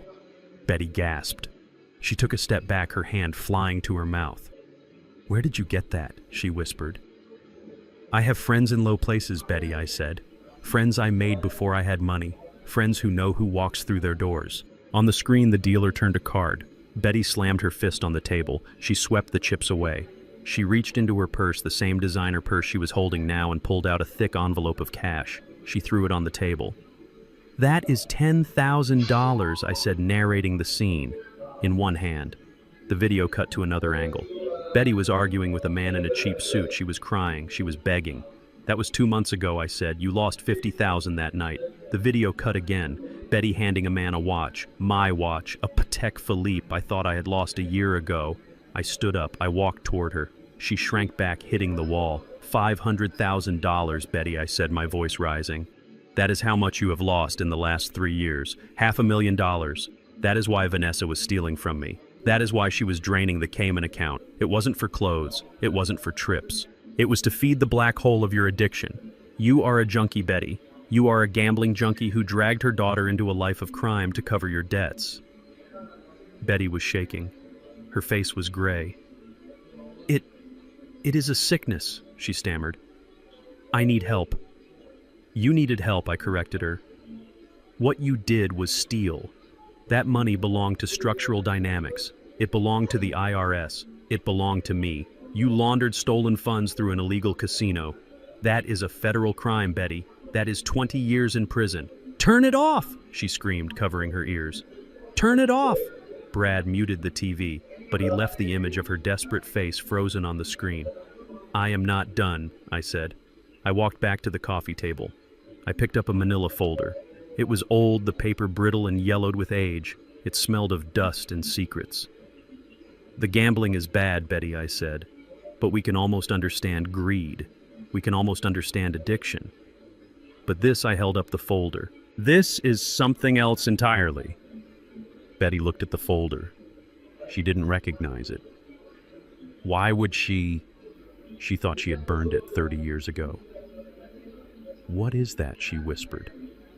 This is a medical record from a private clinic in Savannah, Georgia, I said, dated 30 years ago.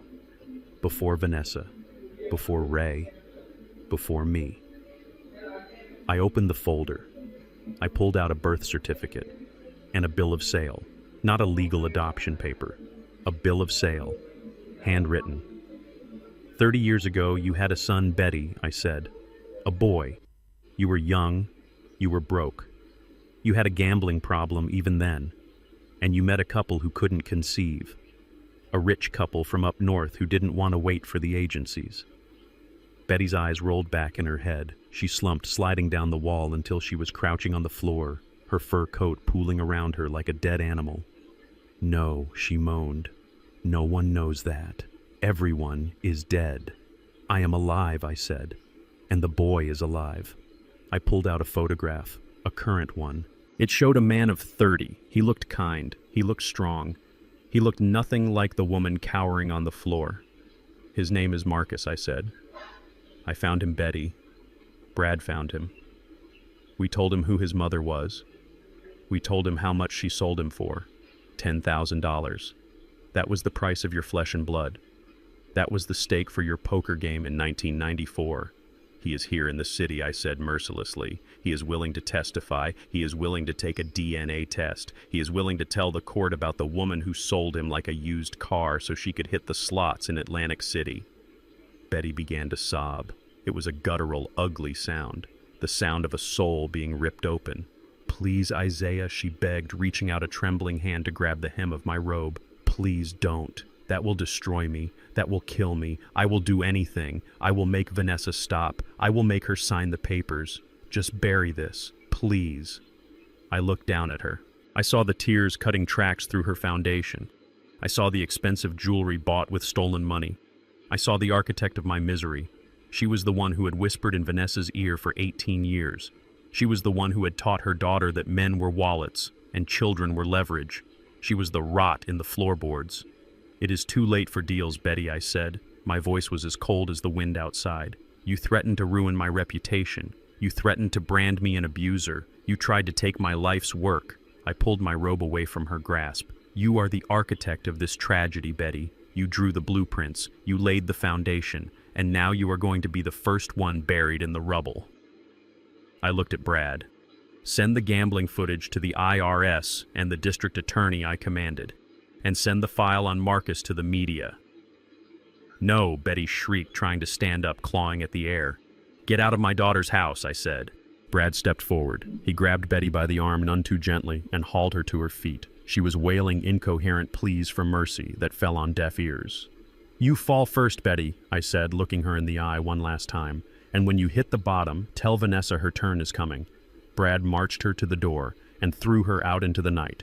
He slammed the door and locked it.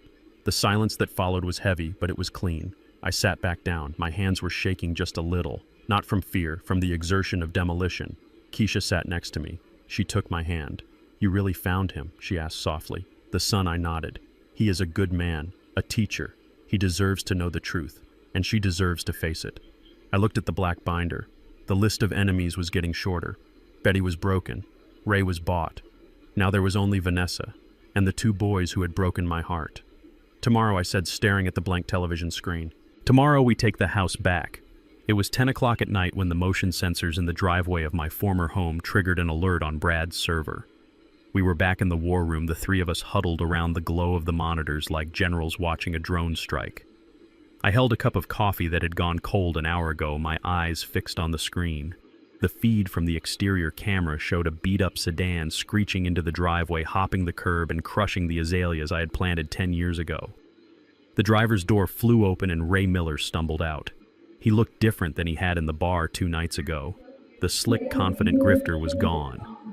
In his place was a man unraveling at the seams. His shirt was untucked, his hair wild, and he moved with the jerky, frantic energy of a man whose chemical courage was turning into chemical paranoia.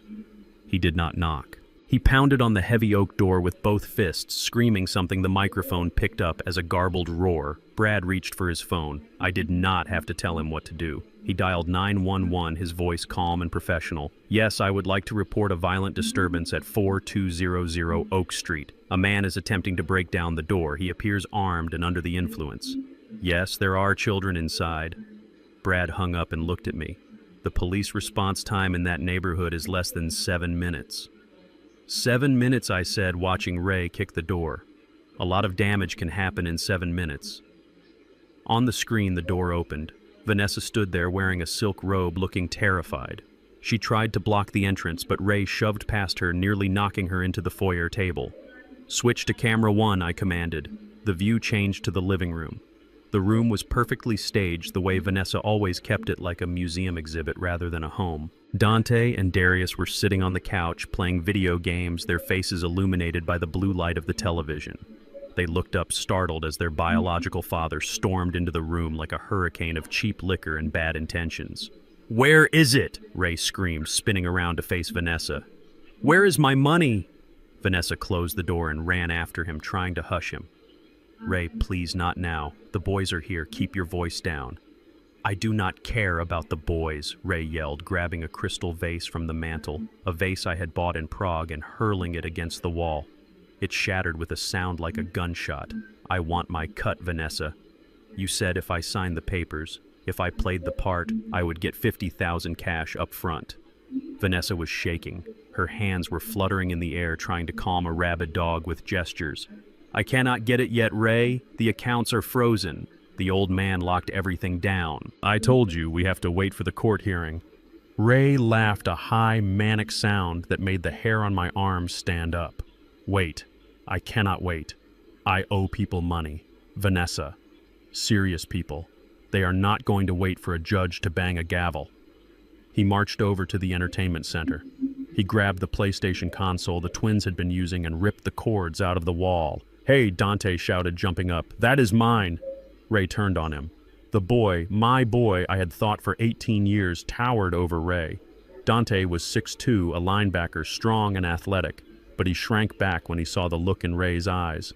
It was the look of a man who had nothing left to lose. "Sit down," Ray roared, advancing on Dante. "You think you are tough. You think you are a man. You are nothing. You are a prop." Dante looked at his mother, confusion and fear warring on his face. "Mom, what is he talking about? Why is he acting like this?" This was the cool dad. This was the rebel. This was the man they had chosen over me because I was too boring, too strict, too old. Now they were seeing the reality of their choice. They were seeing the difference between a father who builds a foundation and a donor who burns the house down. "Ray, stop it!" Vanessa screamed, grabbing his arm. "You are scaring them! Get off me!" Ray shoved her. Vanessa stumbled back and fell onto the sofa next to Darius. Darius didn't move. He was frozen, staring at Ray with wide, terrified eyes. Ray turned back to Vanessa.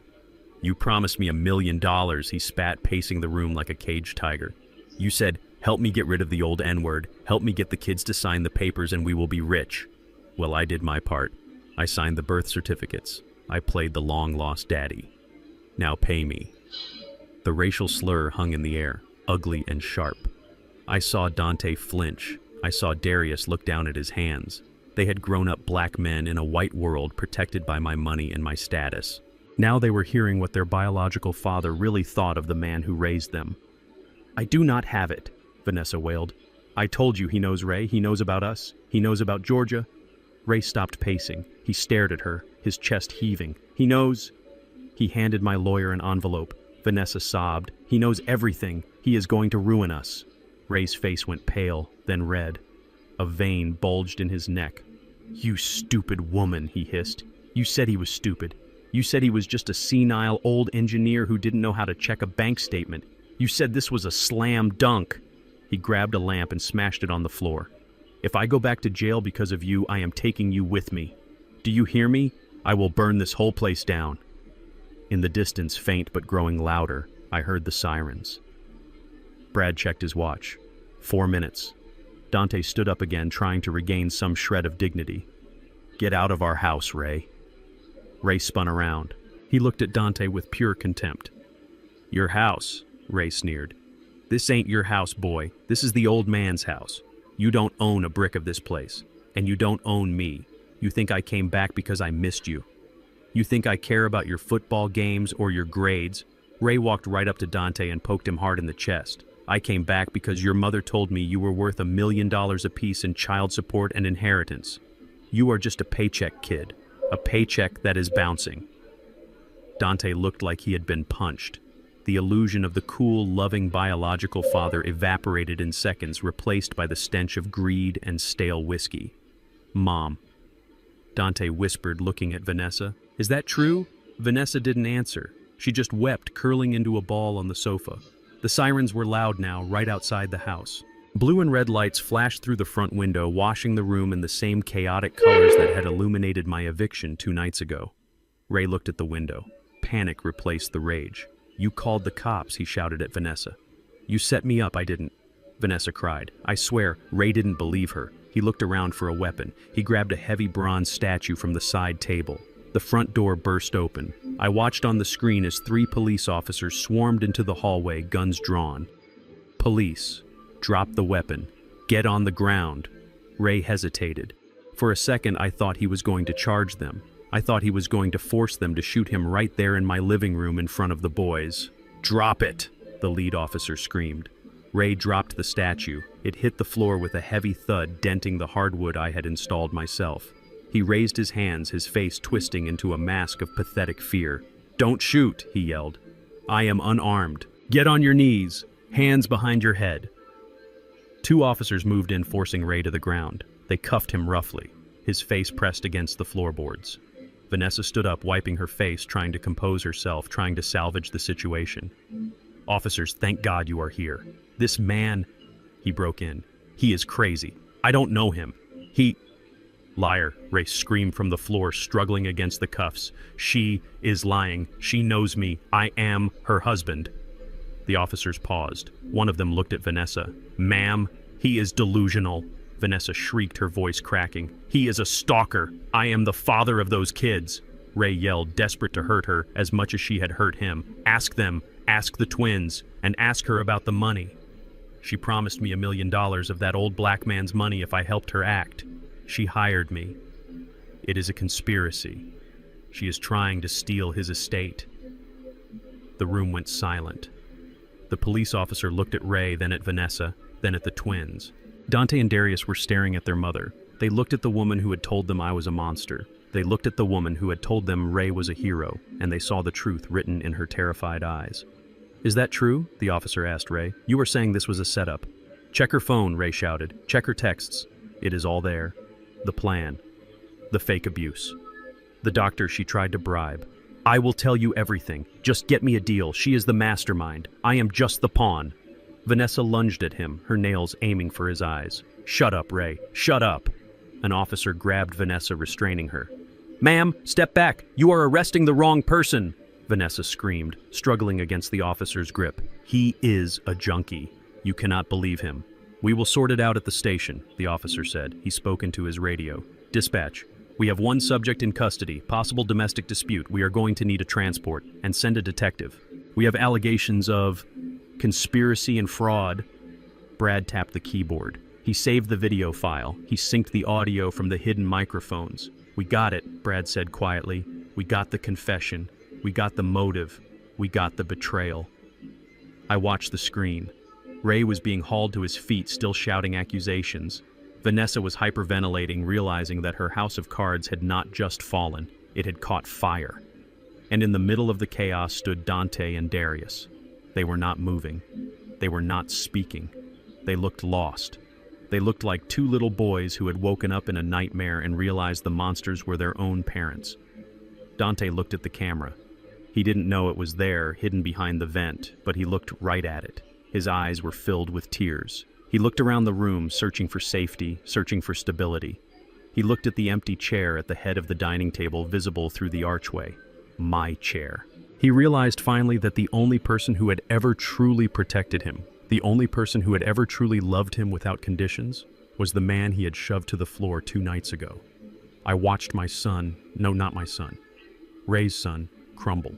He sat down on the floor, put his head in his hands, and began to sob. I reached out and touched the screen. I felt a pang of pity, sharp and deep, but I pushed it away. Pity was dangerous. Pity was what got me into this mess 18 years ago. "You see that?" I said to Brad, pointing at the weeping boy. "I see it, Zeke. That is the sound of a lesson being learned," I said. "It is a hard lesson, but it is the only one that sticks." I stood up and turned away from the monitors. "Send the footage to the district attorney," I said, "and send a copy to Miller, Vanessa's lawyer. Tell him I hope he got a retainer up front because his client is about to have her assets seized by the federal government." "We are done here tonight," I said. I walked out of the war room and went to the guest bedroom. I lay down on the bed, staring at the ceiling. I listened to the silence of the house. It was over. The trap had sprung, the enemy was captured, but as I closed my eyes, I didn't feel triumphant. I just felt tired. And I wondered if a man of 75 could ever really build a home again, or if I was destined to just be the caretaker of the ruins. The guillotine did not fall on a neck. It fell on a tuition ledger. It was Wednesday morning, 48 hours after Ray Miller was dragged out of my house in handcuffs. I sat in Brad's war room sipping black coffee, watching the digital notifications roll in like casualty reports from a distant front line. Transaction declined, St. Jude's Preparatory Academy. Amount $40,000. Transaction declined, Shell gas station. Amount $50. Transaction declined, Starbucks. Amount $12. I had cut the cord. I had severed the financial artery that kept the twins alive in their bubble of privilege. I imagined the scene at the school. The dean of students, a man who shook my hand every Christmas, walking into AP history. The whisper in the ear. The public walk of shame to the administrative office. The polite but firm explanation that until the arrears were cleared, Dante and Darius Miller no longer. Freemen were persona non grata. They would have tried to use their credit cards. They would have tried to buy lunch or gas or a distraction, and they would have heard that beep, that terrible flat electronic tone that tells you that you are no longer a member of the club. I did not feel joy. I felt a grim satisfaction, like a surgeon amputating a gangrenous limb. It had to be done to save the body, even if the limb was lost forever. By 2 o'clock in the afternoon, the twins were back at the house on Oak Street. They didn't have cars. I had repossessed the leases that morning. They had taken the bus. I watched them on the security feed trudge up the driveway. They looked smaller than they had 2 days ago. Their blazers were unbuttoned, their ties loose. They looked like refugees from a country that no longer existed. They unlocked the door and went inside. I switched the feed to the kitchen camera. Vanessa was there. She was pacing the island, a phone pressed to her ear, a glass of wine in her hand. She looked haggard. The makeup didn't quite cover the stress lines. She was arguing with her criminal defense lawyer, trying to find bail money for Ray, trying to stop the seizure of her assets. "I told you I don't have access," she screamed into the phone. The old man froze. Everything. "You have to do something, sell the jewelry. I don't care." Dante and Darius walked into the kitchen. They threw their backpacks on the floor. The sound made Vanessa jump. She spun around, her eyes wild. "What are you doing here?" she snapped, lowering the phone. "Why aren't you at school? They kicked us out," Dante said, his voice flat. "They said the tuition check bounced. They said we can't come back until it is paid." Vanessa let out a screech of frustration. She hung up the phone and slammed it onto the granite counter. "Great," she muttered. "Just great. That is one more thing I have to deal with," Mom, Darius said, stepping forward. His voice was trembling. "My card didn't work. I couldn't buy lunch. We are hungry." Vanessa looked at them. For 18 years she had pampered them. She had bought them whatever they wanted to keep them on her side, to use them as anchors to keep me tethered. But now the anchors were dragging her down. Now that I was gone, now that the money was gone, the mask of the loving mother was slipping. She looked at these 2 6-foot-tall young men, and she didn't see her sons. She saw 2 more mouths to feed. She saw 2 more problems she couldn't afford. Hungry, she laughed a shrill, hysterical sound. "You are hungry. I am facing 20 years in prison. Ray is in jail. The FBI is seizing my accounts. And you are whining about lunch." "Mom, we need gas money," Dante said, ignoring her outburst. "We need to get back to school tomorrow. You have to fix this." "Fix it," Vanessa shouted. She grabbed a ceramic bowl from the counter and hurled it into the sink. It shattered. "Fix it yourself. You are 18. You are men. You wanted to be Millers. Well, welcome to the Miller lifestyle. It means you are broke." She advanced on them, poking Dante in the chest with a manicured fingernail. "You are useless," she hissed. "Both of you. I spent 18 years pretending to be a mother, pretending to care about your football games and your stupid grades, all so we could get the payout. And now you are nothing but dead weight." Darius stepped back, his eyes wide with shock. "Mom, you don't mean that." "Don't I?" Vanessa sneered. She walked over to the refrigerator and yanked it open. It was mostly empty. The delivery service had been canceled too. "Look at this," she yelled. "No food, no money. And do you know why? Because you couldn't keep your mouth shut. You had to shove him. You had to make him angry. If you had just played the game a little longer, we would have the inheritance." She slammed the fridge door. "If you want money, get a job," she spat. "Go flip burgers. Go dig ditches. I don't care. But don't you dare ask me for a dime. I need every cent I can scrape together to stay out of prison." She stormed out of the kitchen, grabbing a bottle of wine as she went. "Get out of my face," she screamed over her shoulder. "If you aren't bringing money into this house, you are taking up space." The twins stood in the silence of the kitchen. The hum of the refrigerator was the only sound. They looked at each other. The shock was absolute. The woman who had told them they were princes, who had told them they were better than me, had just looked them in the eye and called them parasites. Dante sank onto a bar stool. He put his head in his hands. Darius looked around the room as if seeing it for the first time. He looked at the expensive appliances, the marble countertops, the trappings of a wealth they had never earned and now could not access. He walked over to the desk in the corner of the kitchen. This was Vanessa's command center, where she paid bills and organized her social calendar. He started opening drawers, looking for cash, looking for anything. "What are you doing?" Dante asked dully. "Looking for money," Darius said. "She keeps emergency cash in here." He pulled out a stack of papers. No cash, just bills, final notices, threatening letters from lawyers, and at the bottom of the stack a leather-bound notebook. Darius opened it. It was Vanessa's journal. She had always been diligent about writing.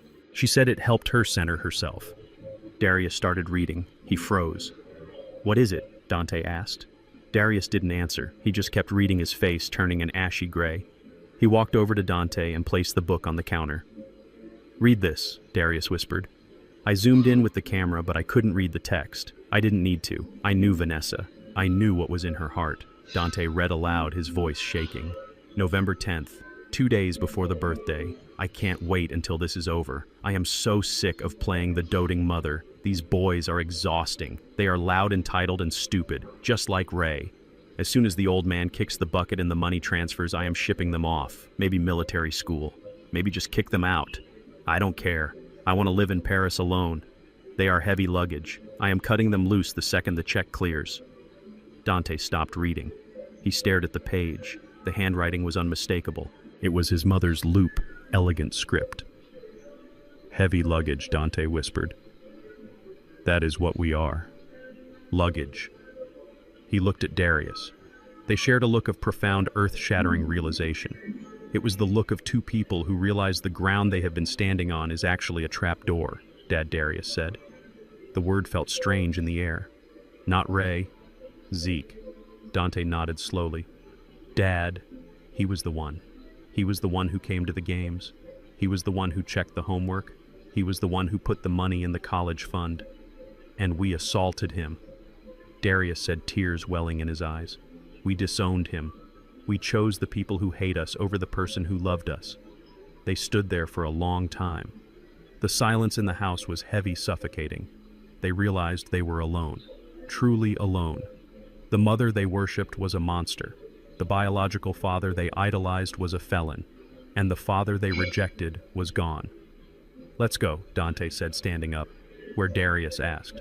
"To apologize," Dante said. "To beg. It is the only chance we have." They grabbed their backpacks. They didn't take anything else. They walked out of the house, leaving the door unlocked, leaving the shattered bowl in the sink. They walked back out into the cold afternoon. I watched them go. I turned off the monitor. I sat in the darkness of Brad's study. My heart was a stone in my chest. I wanted to feel vindicated. I wanted to feel triumphant. But all I felt was a deep, aching sadness for the time that was lost and the innocence that had been slaughtered. An hour later, the intercom at Keisha's gate buzzed. Brad looked at the monitor. "It is them, Zeke. They are at the gate. It is raining again. They are soaking wet."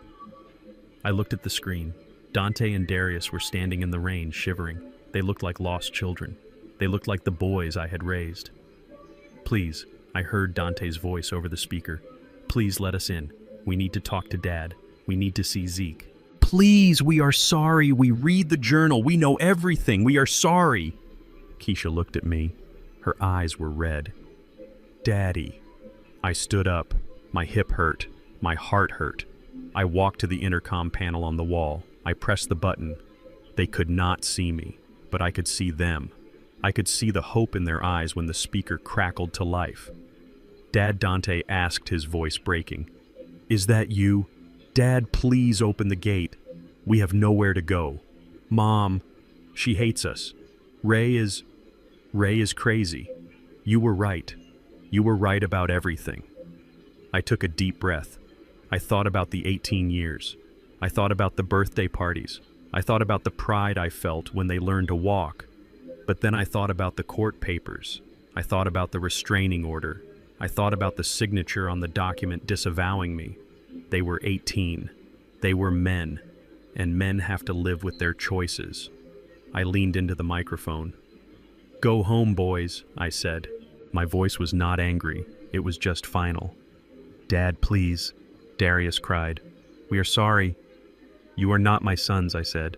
"You signed the papers. You made the choice. You wanted to be Millers. Go be Millers." "But we have no money," Dante yelled. "We have no food." "Then work," I said, "like I did, like your grandfather did. Build something, earn it." "Dad, don't do this. I am not your father," I said. "And you are not my children. You are strangers who broke into my house and assaulted me." I looked at their wet faces on the screen. I felt a tear roll down my own cheek, but my voice did not waver. "Trust is a mirror, boys," I said. "Once it is broken, you can glue it back together, but you will always see the cracks. And I do not want to look at my reflection in a cracked mirror for the rest of my life." I released the button. Zeke Dante screamed, "Open the gate!" I turned away from the panel. I walked back to my chair. I sat down and picked up my book. "Turn off the sound, Brad," I said softly. Brad pressed a button. The screaming stopped. The room was silent. On the screen, the boys stood in the rain for another 10 minutes. They pounded on the gate. They cried. And then, finally defeated, they turned and walked away, disappearing into the gray mist of the city. I did not watch them go. I stared at the page of my book, the words swimming before my eyes. I had scorched the earth. I had destroyed the enemy. But as I sat there in the silence, I realized that when you burn down a house to kill the termites, you still end up standing in the ashes. The courtroom was a theater of mahogany and silence, a stage set for the final act of a tragedy that had been running for 18 years. I sat at the defendant's table, my hands resting on the cool wood, feeling the weight of the moment settling into the marrow of my bones. I wore my best suit, a charcoal gray three-piece that I had bought in London 10 years ago. I did not look like the confused, shuffling old man I had portrayed at the preliminary hearing. Today I looked like Isaiah Freeman. I looked like the man who built bridges across rivers that people said could not be spanned. I looked like a man who knew exactly where the load-bearing walls were and exactly how to bring them down. Vanessa sat across the aisle. She had dressed for the part of the grieving, long-suffering wife. She wore a modest navy blue dress with a high collar, her hair pulled back in a severe bun that highlighted the delicate bones of her face. She wore no makeup, save for a touch of powder to make her skin look pale fragile. She dabbed at her dry eyes with a tissue every time the judge looked her way. She was confident. I could see it in the set of her shoulders. She believed the law was a weapon designed for women like her, a shield to protect her from the consequences of her own greed. She believed that because she was the mother, because she was the wife, because she was younger, the gavel would fall in her favor. Her lawyer Miller looked bored. He was already spending the contingency fee in his head. He leaned back in his chair, tapping his pen, shooting me looks of pity that were really just veiled contempt. He thought he was dissecting a carcass. He did not know he was poking a sleeping lion. My lawyer Sloan was a statue. He sat perfectly still, his eyes fixed on the judge. On the table in front of him sat a single thick binder. It was not black, it was red. The color of warning, the color of blood. "All rise," the bailiff announced, his voice booming off the paneled walls. Judge Harrison entered. He was a stern man with a face carved from granite, a man who had seen every lie a human being could tell. He sat down, adjusted his robes, and looked over his spectacles at the packed courtroom. The gallery was full. Friends of Vanessa. Neighbors who had believed her Facebook posts. A few reporters who smelled a scandal involving a prominent businessman. "We are here for the matter of Freeman versus Freeman," the judge said. "Mr. Miller, you may call your first witness." Miller stood up, buttoning his jacket with a flourish. "The plaintiff calls Vanessa Freeman to the stand." Vanessa walked to the witness box. Her steps were small, hesitant. She looked like a woman walking to the gallows, not realizing she was the executioner. She took the oath. her voice trembling just enough to be convincing. Mrs. Freeman Miller began, his voice soft, almost a whisper. "Tell the court why we are here today. Why are you seeking a divorce and full control of the marital assets?" Vanessa took a deep breath. She looked at me and then quickly looked away as if the sight of me was too painful to bear. "I love my husband," she began, her voice gaining strength. "I have loved him for 18 years. I gave him everything. I gave him my youth. I gave him 2 beautiful sons. I gave him a home. But..." She paused, wiping a tear that had managed to squeeze itself out. "But he has changed. He has become cruel, controlling. The man I married is gone, replaced by someone who hurts me, someone who hurts our children." She looked at the judge, her eyes wide and pleading. "I am not doing this for me.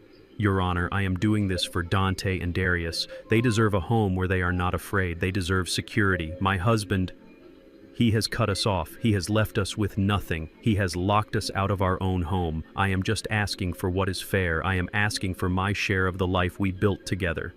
Miller nodded, looking solemn. "And the assets, Mrs. Freeman. The business. The properties. I supported him while he built that company." She lied seamlessly. "I managed the household so he could work. We were partners. Everything he has, we earned together. It is only right that half of it should go to me and the boys. It was a masterful performance. If I did not know the truth, if I did not have the receipts, I might have believed her myself." She painted a picture of a partnership that never existed, of a love that was a transaction from day one. Miller sat down, looking satisfied. He thought he had just secured a $10 million judgment. "Mr. Sloan," the judge asked. Sloan stood up. He did not rush. He walked to the lectern, placing his hands on the sides. He looked at Vanessa. He did not look angry. He looked disappointed. "Mrs. Freeman," Sloan said, his voice level. "You spoke eloquently about the sanctity of your marriage. You spoke about partnership, about trust." "Yes," Vanessa said, lifting her chin. "Trust is everything to me. And you stated under oath in your deposition, and again just now, that Isaiah Freeman was your husband, your partner, the man to whom you pledged your life." "He is my husband," she said sharply. "That is why I am entitled to the assets." Sloan nodded slowly. He picked up a piece of paper from the red binder. "Mrs. Freeman, is it your testimony that when you married Isaiah Freeman 18 years ago, you entered into that union in good faith, that you were legally free and able to marry him?" Vanessa frowned. A flicker of confusion crossed her face. "Of course. I was single. I had never been married before. Isaiah was my first husband." "Your first husband," Sloan repeated. He let the words hang in the air. "And your only husband," Vanessa rolled her eyes. "Yes, obviously." Sloan walked toward the witness stand. He held the piece of paper in his hand, but he kept it close to his chest. "Do you know a man named Ray Miller?" Sloan asked. The air left the room. It was subtle, a shift in pressure that popped the ears. Vanessa froze. Her hand, which had been dabbing her eye, stopped in midair. Her pupils dilated. The color that had been artfully applied to her cheeks seemed to drain away, leaving her gray and ashen. I know him," she stammered. "He is an acquaintance." "An acquaintance," Sloan said. Interesting choice of words. Because according to the Clark County clerk in Las Vegas, Nevada, Ray Miller is not your acquaintance. Sloan whipped the paper around and placed it on the ledge of the witness box. "This is a certified copy of a marriage license dated June 4th, 2002. It lists the groom as Raymond Thomas Miller, and it lists the bride as Vanessa Marie Johnson. That is your maiden name, is it not?" Vanessa stared at the paper. Her mouth opened, but no sound came out. It was as if her vocal cords had been severed. Miller, her lawyer, jumped up. "Objection, relevance. This is ancient history. It is not history." "Your Honor," Sloan's voice boomed, cutting through the lawyer's protest. "It is the present." Sloan turned back to Vanessa. He leaned in, his voice dropping to a growl. "Mrs. Freeman, did you ever divorce Ray Miller?" Vanessa looked at the gallery. She looked at Miller. She looked at me. Her eyes were wild, darting like a trapped animal. She was doing the math. She was trying to remember the paperwork, the filings, the details she had paid to bury. We broke up," she whispered. "Years ago, before I met Isaiah." "Breaking up is not a divorce," Mrs. Freeman Sloan said. "We have searched the records in Nevada. We have searched the records in Georgia. We have searched the records in every state you have ever lived in. There is no decree of dissolution. There is no divorce decree. Sloan turned to the judge.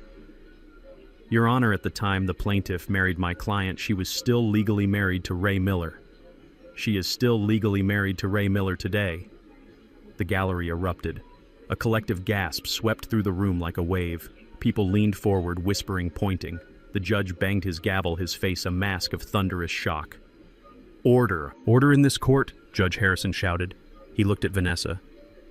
Mrs. Freeman, is this true? Are you married to another man? Vanessa was shaking. Her hands gripped the railing of the witness box so hard her knuckles were white. It was a mistake, she cried out, her voice shrill and desperate. We were kids. We were drunk in Vegas. It didn't mean anything. We never lived together. I thought it was annulled. I thought it didn't count. What you thought does not matter, Sloan said coldly. What matters is the law. And the law says you cannot have two husbands. Sloan walked back to his table and picked up another document. A legal brief. Your Honor, this constitutes bigamy. It is a felony. But more importantly for these proceedings, it renders the marriage between Vanessa Johnson and Isaiah Freeman void ab initio. Void ab initio. The Latin phrase hung in the air like a guillotine blade. Void from the beginning. It means Your Honor. Sloan continued looking at Vanessa with a mixture of pity and disgust that legally this marriage never happened. There is no marital estate. There is no community property. There are no assets to divide. Vanessa let out a scream. It wasn't a scream of sorrow. It was a scream of a woman watching $10 million burn to ash in front of her eyes. No, she shrieked, standing up in the witness box. That is not fair. I lived with him for 18 years. I raised those kids. I am his wife. You cannot just erase me. You erased yourself, Sloan said. You committed fraud. You entered into a contract under false pretenses. You have no claim to Isaiah Freeman's property because you were never Isaiah Freeman's wife. You were just his mistress.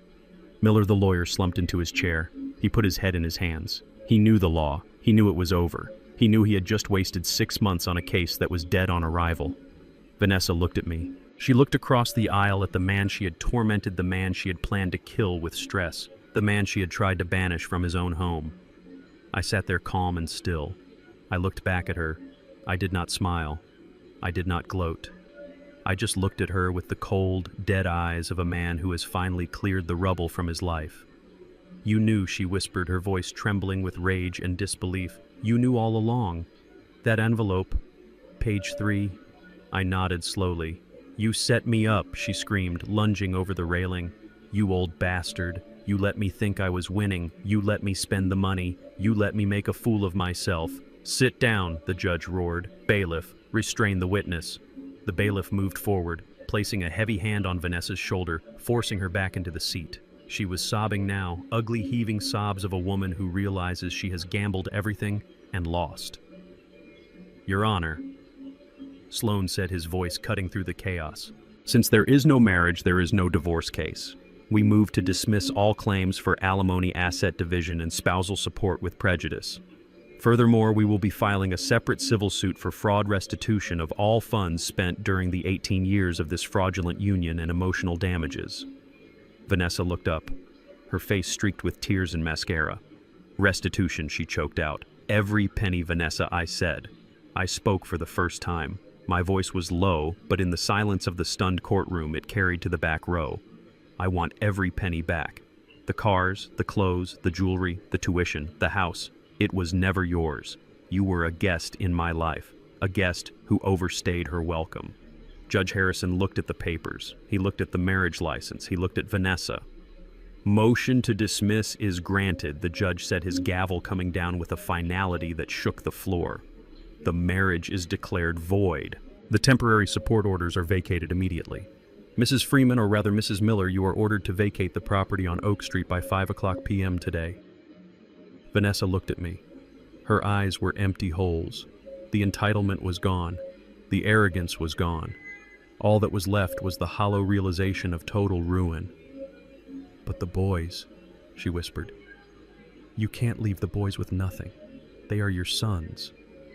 Sloan cleared his throat. He looked at the judge. Your Honor, there is one more matter regarding the children. I looked at Vanessa. I saw the flicker of hope in her eyes. She thought she still had one card to play. She thought she could use the twins as leverage. She thought paternity would save her.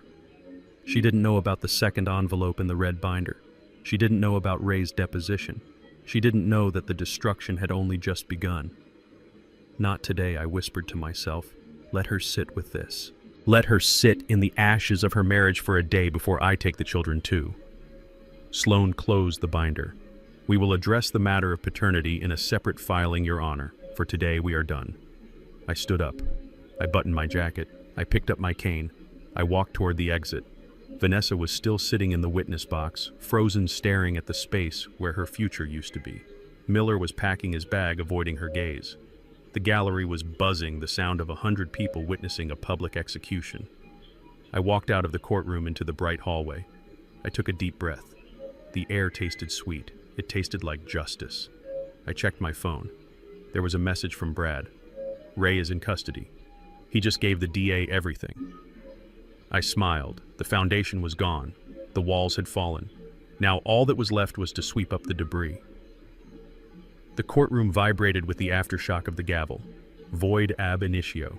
The Latin phrase hung in the air like smoke from a controlled demolition. It meant that legally the marriage had never existed. It meant that for 18 years I had been cohabiting with a stranger. It meant Vanessa had no claim to my house, my pension, or the company I built from the ground up. But the war was not over. Vanessa was cornered, and a cornered animal does not surrender. It attacks the softest target available. I saw her lean in to whisper to Miller.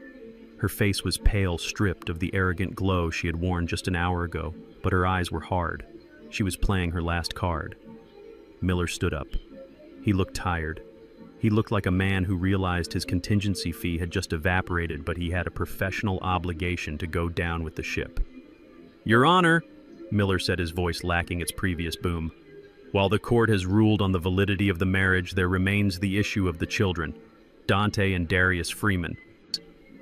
He gestured to the empty air where the twins would have been if they hadn't been banned from the courthouse for their own protection. Mr. Freeman has acted in loco parentis for 18 years, Miller argued, finding his rhythm. He is the only father they have ever known. He signed their birth certificates. He raised them.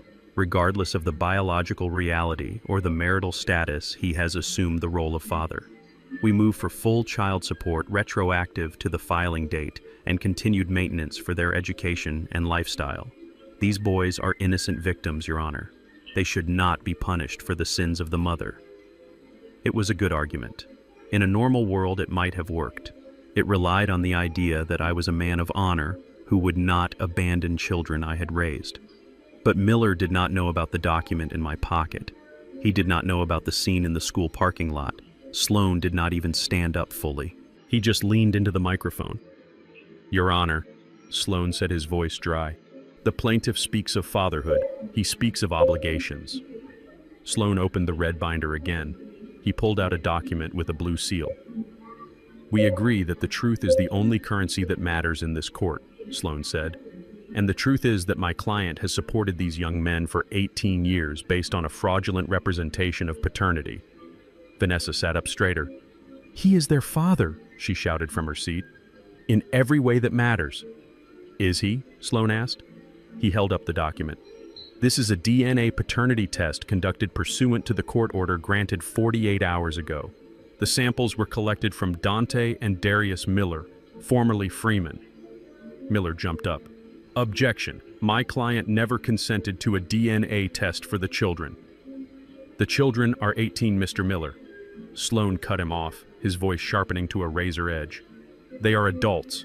They consented. In fact, they were quite eager to provide samples. They believed it would prove their claim to the estate. Sloan walked the document to the bailiff. The results are conclusive, Your Honor. The probability of paternity is 0%. Isaiah Freeman is excluded as the biological father of Dante and Darius. The judge took the document. He adjusted his glasses. He read it once, then looked up at me. His expression was unreadable, a mask of judicial neutrality cracking under the weight of the deception. Mrs. Freeman, or rather Mrs. Johnson, the judge said, looking at Vanessa. Did you know this? Vanessa froze. Her mouth opened and closed. She looked at Miller, who was staring at his shoes. I thought, she stammered. It was a possibility, but Isaiah, he accepted them. He accepted them because you told him they were his, Sloane roared. It was the first time he had raised his voice in the entire trial, and it cracked through the room like a whip. You lied to him about the pregnancy. You lied to him about the conception. You committed paternity fraud for 18 years to secure a lifestyle. He owes them, Miller squeaked, trying to salvage something. He raised them. He owes them nothing, Sloane said, his voice dropping to a deadly calm. Because the fraud vitiates the consent. He did not agree to raise another man's children. He was tricked into it. And since the marriage is void and there is no biological link, there is no legal obligation. The gravy train has derailed, Mr. Miller. The tracks are gone. Vanessa let out a wail. It wasn't a cry of heartbreak. It was the sound of a vault door slamming shut. It wasn't supposed to be like this. I did it for them. I wanted them to have a good life. Did you? Sloane asked. He walked over to the AV cart. Or did you do it for the payday? I did it because I loved him, she screamed, pointing a shaking finger at me. I loved Isaiah. The DNA doesn't matter. Sloane nodded. He pressed a button on the remote. The screen descended. If you loved him, Sloane said, then perhaps you can explain this. The lights dimmed. The video began to play. It was high definition. The audio was crisp. It showed Ray Miller sitting in a chair in a safe house holding a glass of water. He looked sober. He looked terrified. State your name, my voice said from off camera. Ray Miller. And your relationship to Vanessa Johnson. She is my wife. We married in Vegas in 2002. And the twins, they are my sons, biologically mine. The courtroom gasped, a collective intake of breath that sucked the oxygen out of the room. Vanessa put her hands over her ears, shaking her head violently. Tell us the plan, Ray, my voice commanded on the tape. Ray looked at the camera. He looked like a man confessing his sins before the executioner. Vanessa came to me in 2005, Ray said. I just got out of prison. We were broke. She met this guy, an engineer, older, rich, black. She said he was lonely. She said he wanted a legacy. Ray paused, licking his dry lips. She said if she got pregnant, he would marry her. He wouldn't ask for a prenup. He would be so happy to have heirs he wouldn't ask questions. So, we tried. She got pregnant, with twins. And then... She told him they were his, Ray said. She called it the retirement plan. She said the old man was just a bank account with a heartbeat. She said we just had to wait 18 years. Then she would divorce him, take half the money, and we would all be together. We would be a family again, with his money. The video ended. The screen went black. The silence was absolute. It was the silence of a tomb where the truth had just been exhumed. Judge Harrison looked at Vanessa. His face was twisted in disgust. Mrs. Johnson, he said, this court has seen many things. But this is a level of depravity that shocks the conscience. Vanessa stood up. She was shaking so hard her chair rattled against the floor. Her eyes were wild, darting around the room, looking for an exit, looking for a weapon. He made me do it, she screamed, pointing at the blank screen. Ray made me. I was afraid of him. Lies, Sloane said calmly. We have the emails. We have the journal entries. You were the architect, Vanessa. Ray was just the bricklayer. Vanessa turned to me, her face contorted into a mask of pure, distilled hate. The grieving wife was gone. The mother was gone. Only the predator remained. You knew, she shrieked. She lunged across the aisle. She threw herself over the barrier separating the tables, her hands clawing for my face. You knew all along, you old bastard. You let me play this game. You let me think I was winning. You gaffed me. Bailiffs rushed forward. They grabbed her arms. She kicked and screamed, her designer shoes flying off her hair, coming loose from its severe bun. You tricked me.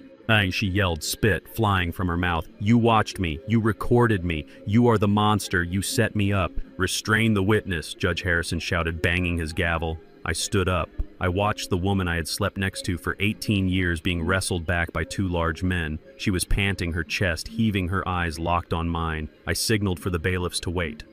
I looked at the judge. "May I speak your honor?" I asked. The judge nodded. "Briefly, Mr. Freeman." I walked around the table. I stood in the open space between us. I leaned on my cane, not for support, but to ground myself. I looked into her eyes. I saw the fear, I saw the rage, but mostly I saw the hollowness. "I did not know all along, Vanessa," I said. My voice was quiet, but it carried to every corner of the room. "For 18 years I believed you. I believed in us. I woke up every morning and thanked God for giving me a family. I overlooked the spending. I overlooked the coldness. I told myself that love was enough to bridge the gap." I took a step closer. "I waited, Vanessa. I waited for 18 years. I waited for the day you would look at me and see a husband, not a mark.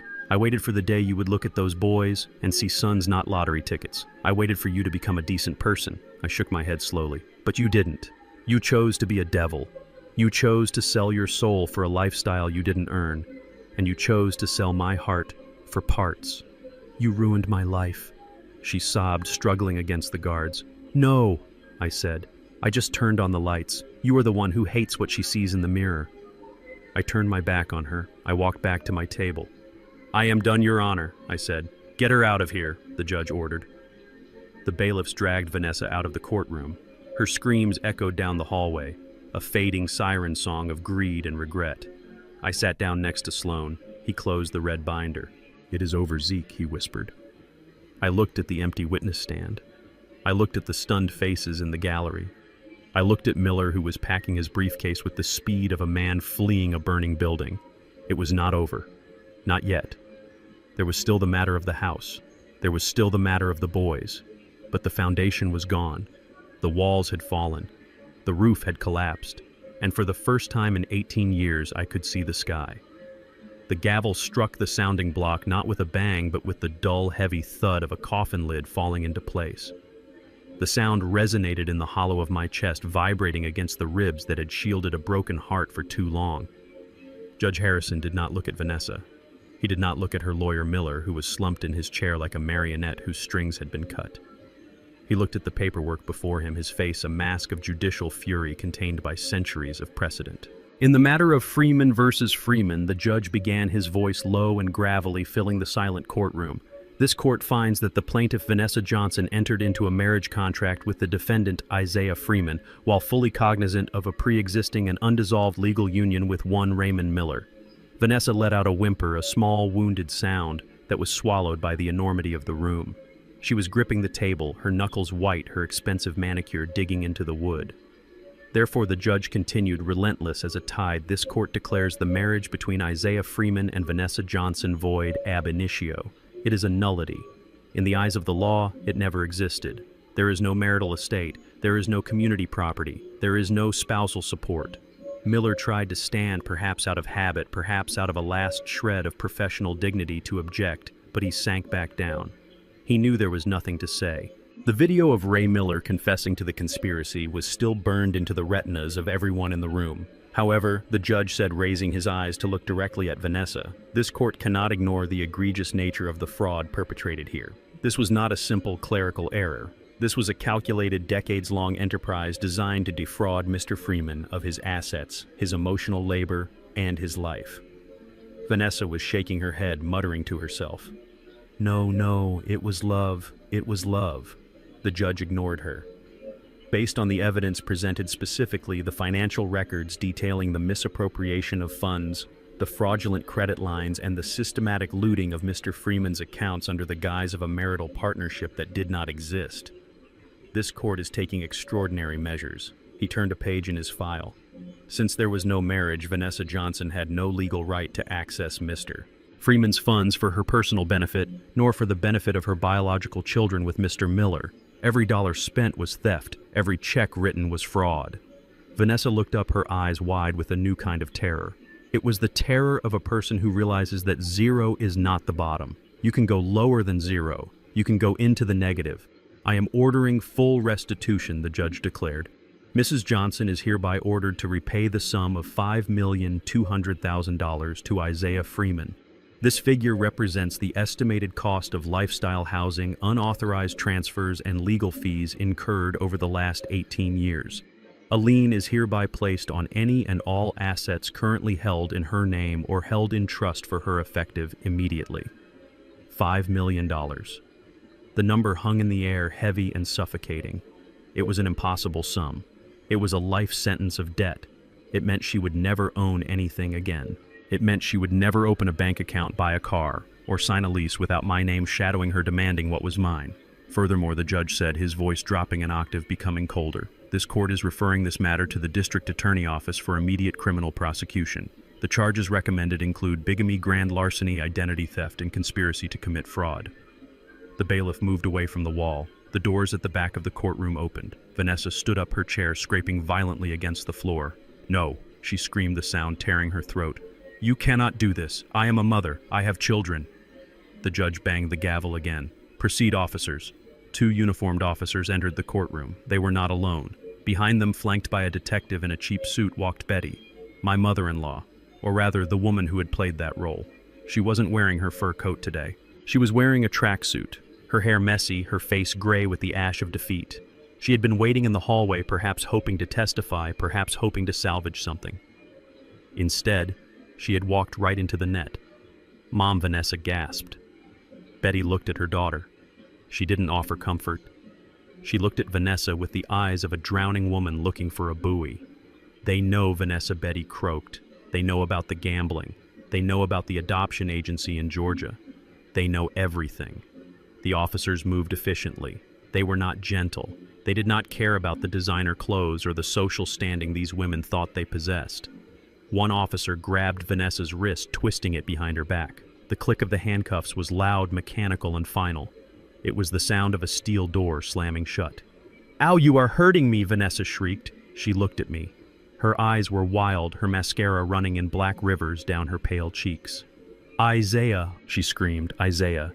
Please, tell them to stop. I spent 18 years with you. I cooked your meals. I warmed your bed. Does that mean nothing?" I looked at her. I sat comfortably in my chair, my hands resting on the head of my cane. I looked at the woman who had planned to stop my heart with stress. I looked at the woman who had taught another man's sons to hate me. "It means nothing, Vanessa," I said softly, though I knew she couldn't hear me over her own screaming. It was a transaction, and the check bounced. The other officer handcuffed Betty. The older woman didn't scream. She just slumped her legs, giving out, forcing the officer to hold her up. She looked at me, and for a second, our eyes met. I saw the recognition of total defeat. She had played the game for 40 years, selling babies, running cons, gambling with other people's money, and she had finally bet against the house and lost. As they dragged Vanessa toward the aisle, she began to thrash. She was losing control, her dignity evaporating like steam. "Dante, Darius," she yelled, looking toward the back of the courtroom. "Help me! Tell them we are a family." I turned in my seat. I hadn't realized they were there. I had thought they were banned, but they must have slipped in during the chaos, sitting in the back row, hidden by the crowd. Dante and Darius, my boys. No Ray's boys. They were sitting side by side, dressed in jeans and hoodies, looking small and young. They watched their mother being manhandled by the police. They watched her face contorted in an ugly mask of greed and fear. They heard the judge call her a thief and a fraud. They looked at her, and then they looked at me. I met their gaze. I didn't look away. I let them see the man they had rejected. I let them see the stability, the strength, the honor they had traded for a lie. Dante looked at his mother, who was now being dragged past him, screaming his name. "Boys, don't let them take me." Dante turned his head. He looked at the wall. He couldn't watch.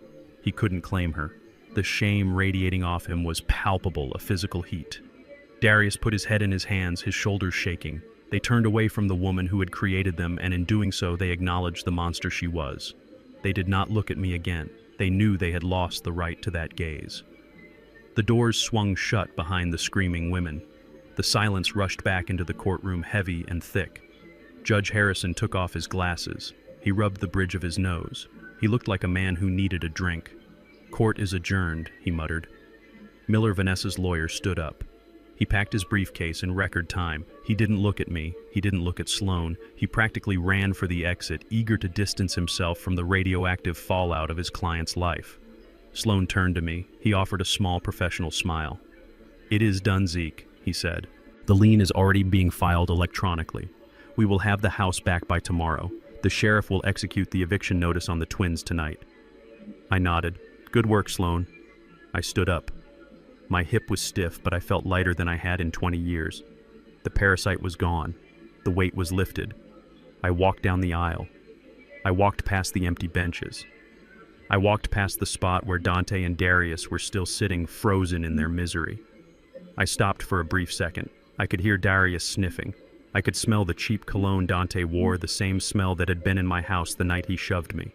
I could have stopped. I could have put a hand on a shoulder. I could have offered a word of comfort, a bridge back to the life they had lost. The old Isaiah the father would have done that, but the engineer knew better. You do not build on a foundation that has already crumbled. You do not patch a wall that is riddled with rot. You tear it down. You clear the site, you walk away. I tightened my grip on my cane. I looked straight ahead at the double doors leading to the street, to the sunlight, to the rest of my life. I started walking. The tap of my cane on the floor was steady, rhythmic, the sound of a man moving forward. I did not look left. I did not look right. And most importantly, I did not look back. I pushed open the doors and stepped out into the city I had built. The air was cold and clean. I was 75 years old. I was alone. And I was free. The morning sun sat low over the water, painting the surface of the lake in ripples of burnt orange and gold. It was quiet here. The only sounds were the rhythmic lap of the water against the dock and the occasional cry of a heron taking flight from the reeds. I sat in a folding chair at the end of the pier, a fishing rod in my hand, the line disappearing into the dark, cool depths. I wasn't really fishing. I didn't care if I caught anything. I was just breathing. For the first time in 18 years, I was breathing air that wasn't recycled through a ventilation system of lies. It had been a month since the gavel fell. A month since Vanessa was led away in handcuffs, screaming my name like a curse. A month since the house on Oak Street was put on the market, emptied of its ghosts. I was staying in the guest cottage on Keisha's property, a small, sturdy structure built of cedar and stone. It was simple. It was honest. It suited me. I heard the gravel crunch on the driveway long before I saw them. I didn't turn around. I knew who it was. I had been expecting this visit. It was the final loose thread, the last piece of debris that needed to be cleared before the site could be declared safe. Footsteps on the wooden planks of the dock. Hesitant. Heavy. The footsteps of men who were used to walking with swagger but were now learning to walk with shame. I kept my eyes on the bobber floating on the water. Dad, the voice was Dante's, It was smaller than I remembered. Thinner. I slowly reeled in the line. I set the rod down against the railing. I turned my chair around. They stood there, Dante and Darius. My sons. No Ray's sons. They looked like wrecks. Their designer clothes were gone, replaced by cheap denim and flannel that didn't fit quite right. They had lost weight. Their faces were gaunt. The baby fat of privilege melted away by 30 days of reality. They looked tired. They looked hungry. But mostly they looked like Ray.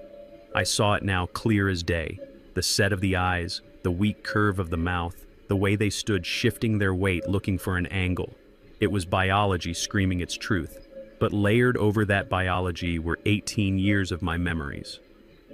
I saw the scar on Darius's chin from when he fell off his bike. I saw the way Dante held his hands, a habit he picked up from watching me work. It was a cruel mosaic, a picture made of two irreconcilable halves. We didn't think you would see us, Darius said, his voice cracking. Aunt Keisha said we shouldn't come, but we had to. I looked at them. I didn't offer them a seat. I didn't offer them a drink. I just looked. What do you want? I asked. My voice was not angry. It was just tired. We want to come home, Dante said. He dropped to his knees on the hard wood of the dock. It was a theatrical gesture, something he must have seen in a movie or learned from his mother. Darius followed suit, kneeling beside his brother. We are sorry, Dad, Dante sobbed. We were stupid. We were brainwashed. Mom, she told us lies. She made us hate you. But we know now. We know she was the monster. Please, Dad. Darius pleaded, tears streaming down his face. Take us back. We don't have anywhere to go. We are sleeping in a shelter. We can't go to school. We have nothing. I looked at these two young men kneeling before me. Part of me, the part that had warmed bottles at 3 in the morning, wanted to reach out. Wanted to pull them up, hug them, tell them it was going to be okay, that I could fix it. I had the money, I could write a check and make the pain go away. That is what I had done for 18 years. I had paved their road with gold so they would never stub their toes. But then I remembered the courtroom. I remembered the signature on the document disavowing me. I remembered the look of disgust on Dante's face when he shoved me to the floor. I remembered them choosing Ray because he was cool. They weren't here because they loved me. They were here because they were cold. They were here because the shelter was hard and the food was bad. They were here because the ATM was broken. "You call me Dad," I said softly. "But a month ago you signed a paper saying I was a stranger. You stood in a parking lot and told me you wanted me dead." "We didn't mean it," Dante cried. "We were confused." "You weren't confused, Dante," I said. "You were arrogant. You thought you had a better offer. You bet on the wrong horse, and now that you have lost, you want the safety net back." I reached into the pocket of my fishing vest. I pulled out 2 white envelopes. They were thick but not heavy. I stood up. My hip twinged, a permanent souvenir of their betrayal. I walked over to them. They looked up at me, hope flaring in their eyes. They thought this was it, the redemption, the check. I handed one envelope to Dante. I handed the other to Darius. "Take them," I said. They tore them open with trembling hands. They pulled out the contents. It wasn't a check for tuition. It wasn't a key to the house. It was a Greyhound bus ticket, one way, to innocent Nebraska, and 10 $100 bills. They stared at the money. They stared at the tickets. "What is this?" Darius whispered. "It is a start," I said. "It is more than I had when I was 18. It is more than your biological father ever gave you." "Dad," Dante started. "Stop," I said. The word was sharp like a whip crack. "Do not call me that. I am not your father. Your father is a man named Ray Miller. He is currently sitting in a cell in the county jail, awaiting trial for fraud. If you want a father, go visit him." I pointed to the envelopes in their hands. "That is $1,000. That is enough to get you to Nebraska, rent a room for a month, and buy some work boots. There are jobs there. Hard jobs. Construction, farming, jobs where nobody cares who your mother was or what kind of car you used to drive." "You are sending us away?" Darius asked, his voice full of disbelief. Like servants." "No," I said. "I am sending you away like men." I looked out at the lake. The sun was higher now, burning off the mist. "For 18 years, I crippled you," I said. "I gave you everything you wanted and nothing you needed. I taught you that money was a right, not a reward. I raised you to be soft, and because you were soft, you were easy for your mother to mold." I looked back at them. "I am giving you the only gift I have left to give. I am giving you the chance to struggle. I am giving you the chance to find out who you are when the name Freeman isn't there to open doors for you. But we are your sons," Dante yelled, standing up, the anger flashing behind the tears. "You can't just throw us away." "I didn't throw you away," I said calmly. "You walked away. You closed the door. I am just locking it." I turned my back on them. I walked back to my chair. I picked up my fishing rod. "Go find Ray," I said over my shoulder, "or go to Nebraska, or go to hell. It is your choice. That is the beauty of being an adult. You get to choose." Dad, Darius screamed. I cast the line back into the water. The plop of the lure hitting the surface was the only sound I acknowledged. "Don't come back," I said to the water. "Don't come back until you have paid your debts. Don't come back until you have built something with your own hands. Don't come back until you can look me in the eye and see a man, not a bank." I heard them standing there for a long time. I heard their breathing. I heard the rustle of the paper envelopes. I knew they were waiting for me to turn around. They were waiting for the Hollywood ending where the old man's heart softens and he gathers them into his arms. But this wasn't a movie. This was a demolition site, and you don't let people play in the rubble. Eventually, I heard the slow, heavy footsteps retreating down the dock. I heard the crunch of gravel as they walked back up the driveway. I heard the silence return to the lake. I sat there alone. My chest felt tight, a physical ache that radiated out to my fingertips. It was the hardest thing I had ever done. Harder than burying my first wife. Harder than building the skyscrapers. Harder than facing Ray in that bar. It was necessary cruelty. It was the only way to save them from themselves. If I took them back now, they would never learn. They would just learn that betrayal carries no cost. They would become Ray. They would become Vanessa. I had to break them to fix them. Or maybe they were just broken and I was just finally accepting that I couldn't put the pieces back together. I watched the bobber dance on the water. A fish was nibbling at the bait. I didn't reel it in. I just watched it. I was alone.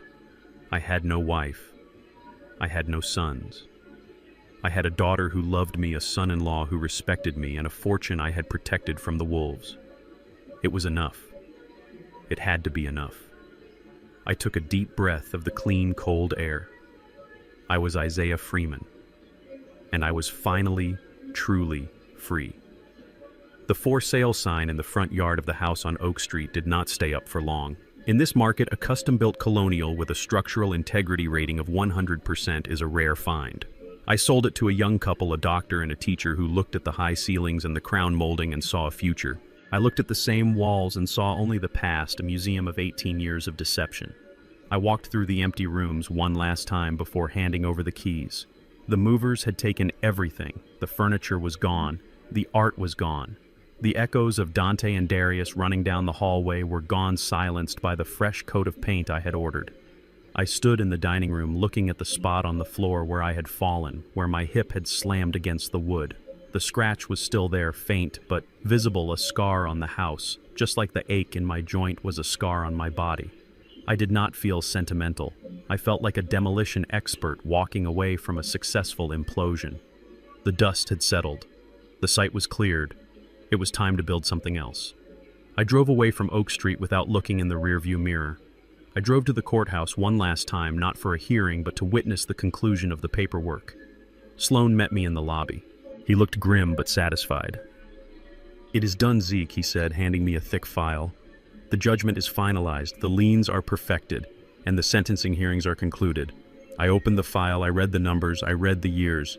Vanessa Johnson, formerly Freeman, sentenced to 15 years in a federal penitentiary. The charges were a laundry list of greed wire fraud, bank fraud, identity theft, and bigamy. The judge had shown no mercy. He saw her not as a mother who made a mistake, but as a predator who had hunted a senior citizen for sport. Sloan told me about her final moments in court. She didn't scream this time. She didn't cry. She just sat there stunned, wearing the orange jumpsuit that stripped her of all her pretenses. The expensive makeup was gone, revealing the age she had tried so hard to hide.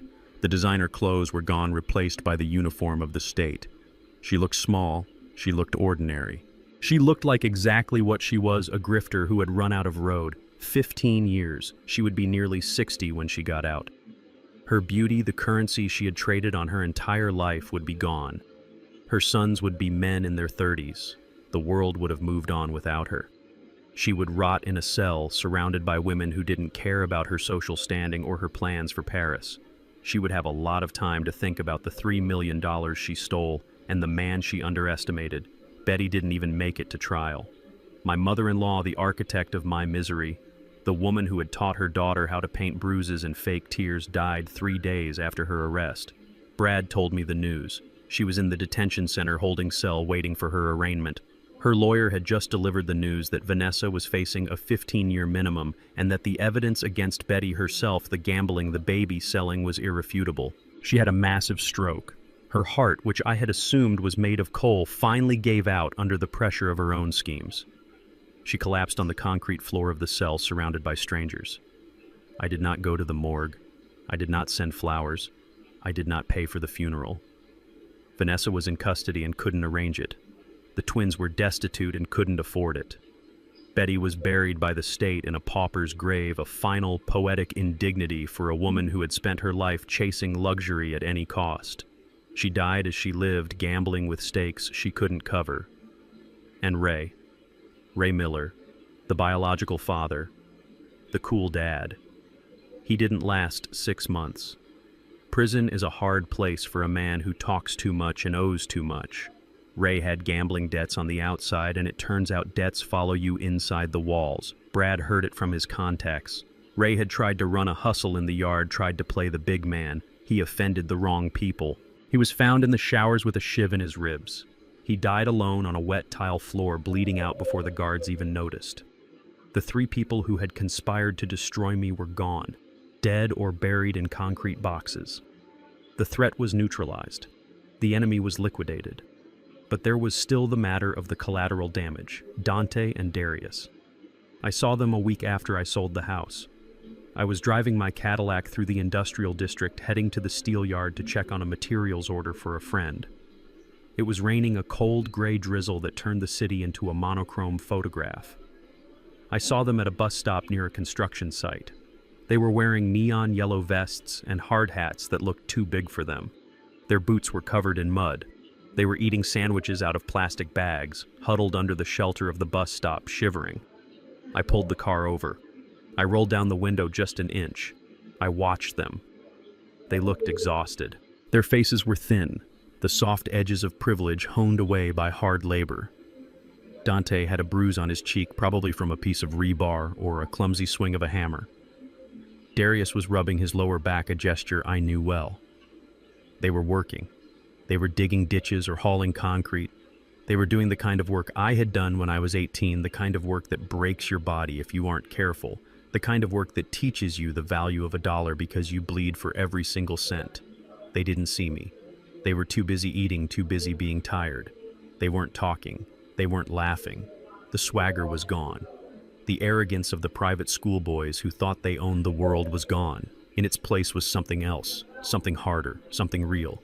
I watched Dante break his sandwich in half and give a piece to Darius. I watched Darius nod in thanks. They were surviving. They were learning to rely on each other because they had no one else. The safety net was gone. The bank of dad was closed. The cool father was dead.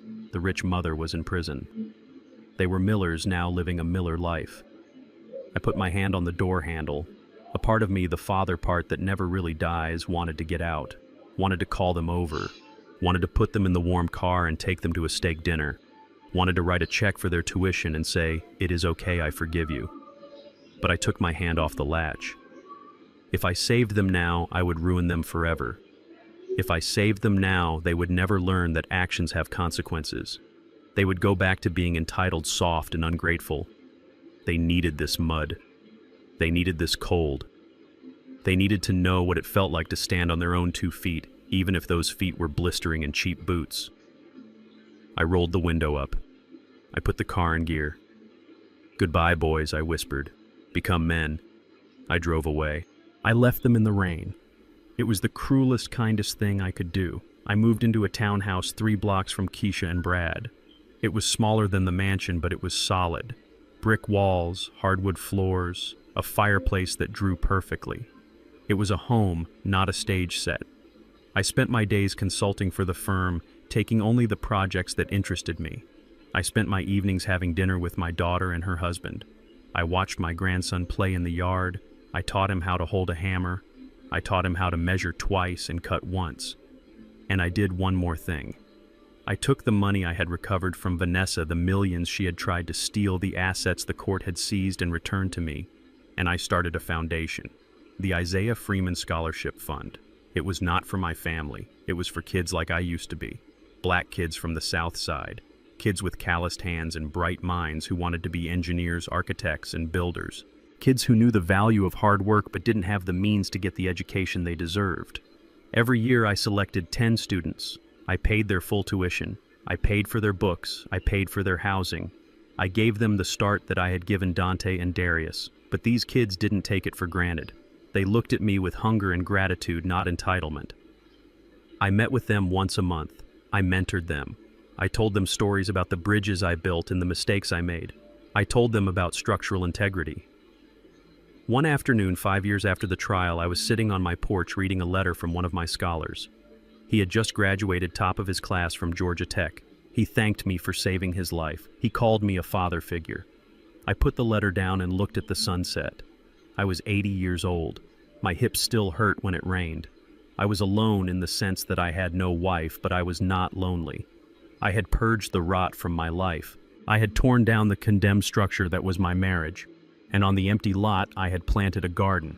It wasn't the legacy I had planned. It wasn't the bloodline I had hoped for. But it was real. It was honest. And it was built to last. I took a sip of my iced tea. I thought about Vanessa in her cell. I thought about the twins in their work boots. I thought about the lie that had almost killed me. And I smiled. I was Isaiah Freeman. I was a builder. And I had finally built a life that could not be shaken. The sun dipped below the tree line, setting the Georgia sky on fire with streaks of violet and burnt orange. It was the kind of sunset that makes you believe in God, or at least in the idea that the day deserves a beautiful funeral. I sat in my rocking chair on the wraparound porch of the townhouse, a blanket draped over my legs to keep the evening chill out of my bad hip. The wood of the chair creaked, a slow, rhythmic song back and forth, a metronome keeping time for the final chapter of my life. I was 80 years old. My hair was white as cotton now, and my skin had thinned like old parchment, but my eyes were clear. I looked out onto the lawn. The grass was green and manicured, not because I paid a service, but because Brad cut it every Saturday. He said it helped him think. In the middle of the yard, my daughter Keisha was chasing a toddler, my great-grandson. He was 2 years old, a bundle of energy and laughter named Malik. Brad was sitting on the grass pretending to be a bear, growling playfully as the boy shrieked with delight and ran into Keisha's arms. I watched them. I watched the way Brad looked at Keisha with a steady, quiet adoration that hadn't faded in 20 years. I watched the way Keisha held the boy with a fierce protectiveness that came from her soul, not from an obligation. I watched the family I had almost lost because I was too busy trying to buy a counterfeit version from a woman who hated me. 5 years. It had been 5 years since I walked out of that courtroom.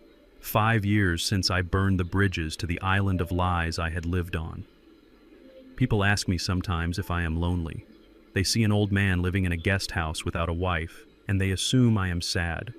They assume I miss the big mansion on Oak Street with the crystal chandeliers and the cold marble floors. They assume I miss the noise of a full house. They do not understand the difference between being alone and being at peace. For 18 years, I was the loneliest man on earth, even though I slept next to a woman every night. I was lonely because I was playing a role. I was the provider. I was the bank. I was the mark. I walked on eggshells in my own kitchen, terrified of upsetting the delicate balance of my wife's mood. I bought affection with jewelry and silence. I thought that if I just gave enough, if I just built the walls thick enough, the love would eventually become real. I was a fool. I was a builder who forgot the first rule of engineering. You cannot build a structure on a sinkhole. It does not matter how expensive the materials are. It does not matter how beautiful the design is. If the ground underneath is rotten, the house will fall. I looked at Malik. He didn't share my last name. He didn't share much of my DNA. But when he saw me on the porch, he broke away from his mother and ran toward the steps. Pop, pop. He yelled, his little legs pumping. He climbed the stairs one by one, determined. He ran to my chair and buried his face in my blanket. I put my hand on his head. I felt the warmth of his life. This was real. This was not purchased. I did not have to buy him a car to make him hug me. I did not have to promise him an inheritance to make him smile. He loved me because I gave him cookies and told him stories about the stars. He loved me because I was there. I thought about Dante and Darius. The last I heard, Dante was working on an oil rig in North Dakota. Hard work. Dangerous work. Darius was managing a warehouse in Ohio. They were alive. They were making their own way. They had not called. I had not called them. Do I miss them? Sometimes. I miss the little boys they were. I miss the memory of teaching them to ride bikes, but I do not miss the men they became. Those men were strangers who looked at me with their mother's greedy eyes. I mourn them the way you mourn a character in a movie who dies halfway through. It is sad, but it is not your life. I took a sip of my iced tea. The condensation was cold against my palm. I thought about Vanessa. 15 years. She still had 10 left. I wondered if she thought about me in her cell. I wondered if she regretted the greed or if she only regretted getting caught. I realized with a jolt of satisfaction that I didn't care. Her name was a word in a language I no longer spoke. The anger was gone. That was the biggest surprise of my 80s. I thought I would die angry. I thought the rage would eat me alive like a cancer. But the anger had evaporated the day I sold the house. It washed away with the rain that fell on the bus stop where I left the twins. In its place was clarity. I had spent 18 years watering weeds. I had spent 18 years pouring my resources, my love, my time into people who were incapable of blooming. I had tried to turn thistles into roses by sheer force of will. But for the last 5 years, I had tended a different garden. I had invested in the scholars of my foundation. I had invested in Keisha and Brad. I had invested in myself. I traveled to Italy. I saw the Pantheon. I stood under the dome and marveled at the concrete that had held for 2,000 years because the Romans knew how to mix the aggregate correctly. I learned to cook. I learned to paint. I read all the books I had been too busy to read when I was building my empire. I lived. For the first time since I was a young man, I lived for Isaiah Freeman. Keisha walked up the steps carrying Malik. She sat on the railing, leaning against the post. She looked tired, but happy. "What are you thinking about, Daddy?" she asked. I smiled at her. "I am thinking about structural integrity," I said. She laughed. "You are always thinking about structural integrity. It is the only thing that matters," I said. Brad came up the stairs carrying 2 cold beers. He handed one to me and sat on the bench opposite. He didn't say anything. He just toasted me with the bottle and drank. This was loyalty. Brad, the white man from the suburbs who had hunted down the truth for me, not because I paid him, but because he couldn't stand to see me disrespected. Keisha, the daughter who had warned me, who had been pushed aside, but who opened her door the moment I knocked in the rain. They were my foundation. They were the bedrock. I realized then that the tragedy wasn't that I lost 18 years. The tragedy would have been if I had lost 19. The tragedy would have been if I had died in that house surrounded by vultures waiting to pick my bones clean. I escaped. I survived the collapse, and I built something new from the rubble. The sun was gone now. The fireflies were coming out, blinking their yellow lights in the gathering dusk.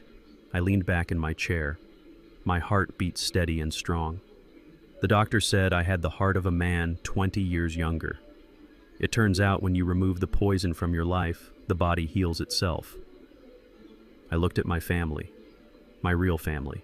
I realized that revenge isn't about destroying your enemies. I had destroyed them, yes. I had taken their money, their freedom, and their future. But that wasn't the victory. That was just the cleanup. The victory was this. The victory was sitting on a porch, drinking a cold beer, watching a child laugh, and knowing that nobody here was waiting for me to die. The victory was knowing that if I closed my eyes right now and never opened them again, I would be mourned, not liquidated. I put my hand in my pocket and felt the worn texture of the small notebook where I wrote my thoughts. I pulled it out. I wanted to write this down. I wanted to leave this for Malik, for the scholars, for anyone who found themselves standing in the ruins of a life they thought was permanent. I opened the book to a fresh page. I picked up my pen. The ink flowed smoothly, black and permanent against the white paper. I wrote down the sum of my 80 years. I wrote down the truth that had cost me millions of dollars and a broken heart to learn. Loyalty is not a flower that blooms from DNA. It is a tree that grows from the roots of respect and gratitude. I spent 18 years watering weeds, hoping they would turn into roses simply because I gave them my name. I was wrong. A name is just a label. Character is the content. When betrayal sits at your dinner table, do not try to feed it until it changes. Starve it out. The moment you stop tolerating disrespect is the moment your real life begins. Protecting your peace is the highest form of self-love, even if it means walking alone. I spent a lifetime calculating stress loads for steel and concrete, yet I miscalculated the weight of my own worth. I thought providing for people was the same as being loved by them. It is not. You cannot buy loyalty, and you cannot build a home on a foundation of deceit. Sometimes the bravest thing a man can do is not to hold on, but to let go. To strike the match and walk away from the wreckage. Rebuilding from scratch at 75 isn't a tragedy, it's a triumph. Your peace is the only real estate that truly matters. Defend it with everything you have. If you believe that respect is non-negotiable, hit that like button and subscribe for more stories about justice and redemption. Let me know in the comments. Would you have forgiven the twins, or did Zeke make the right call?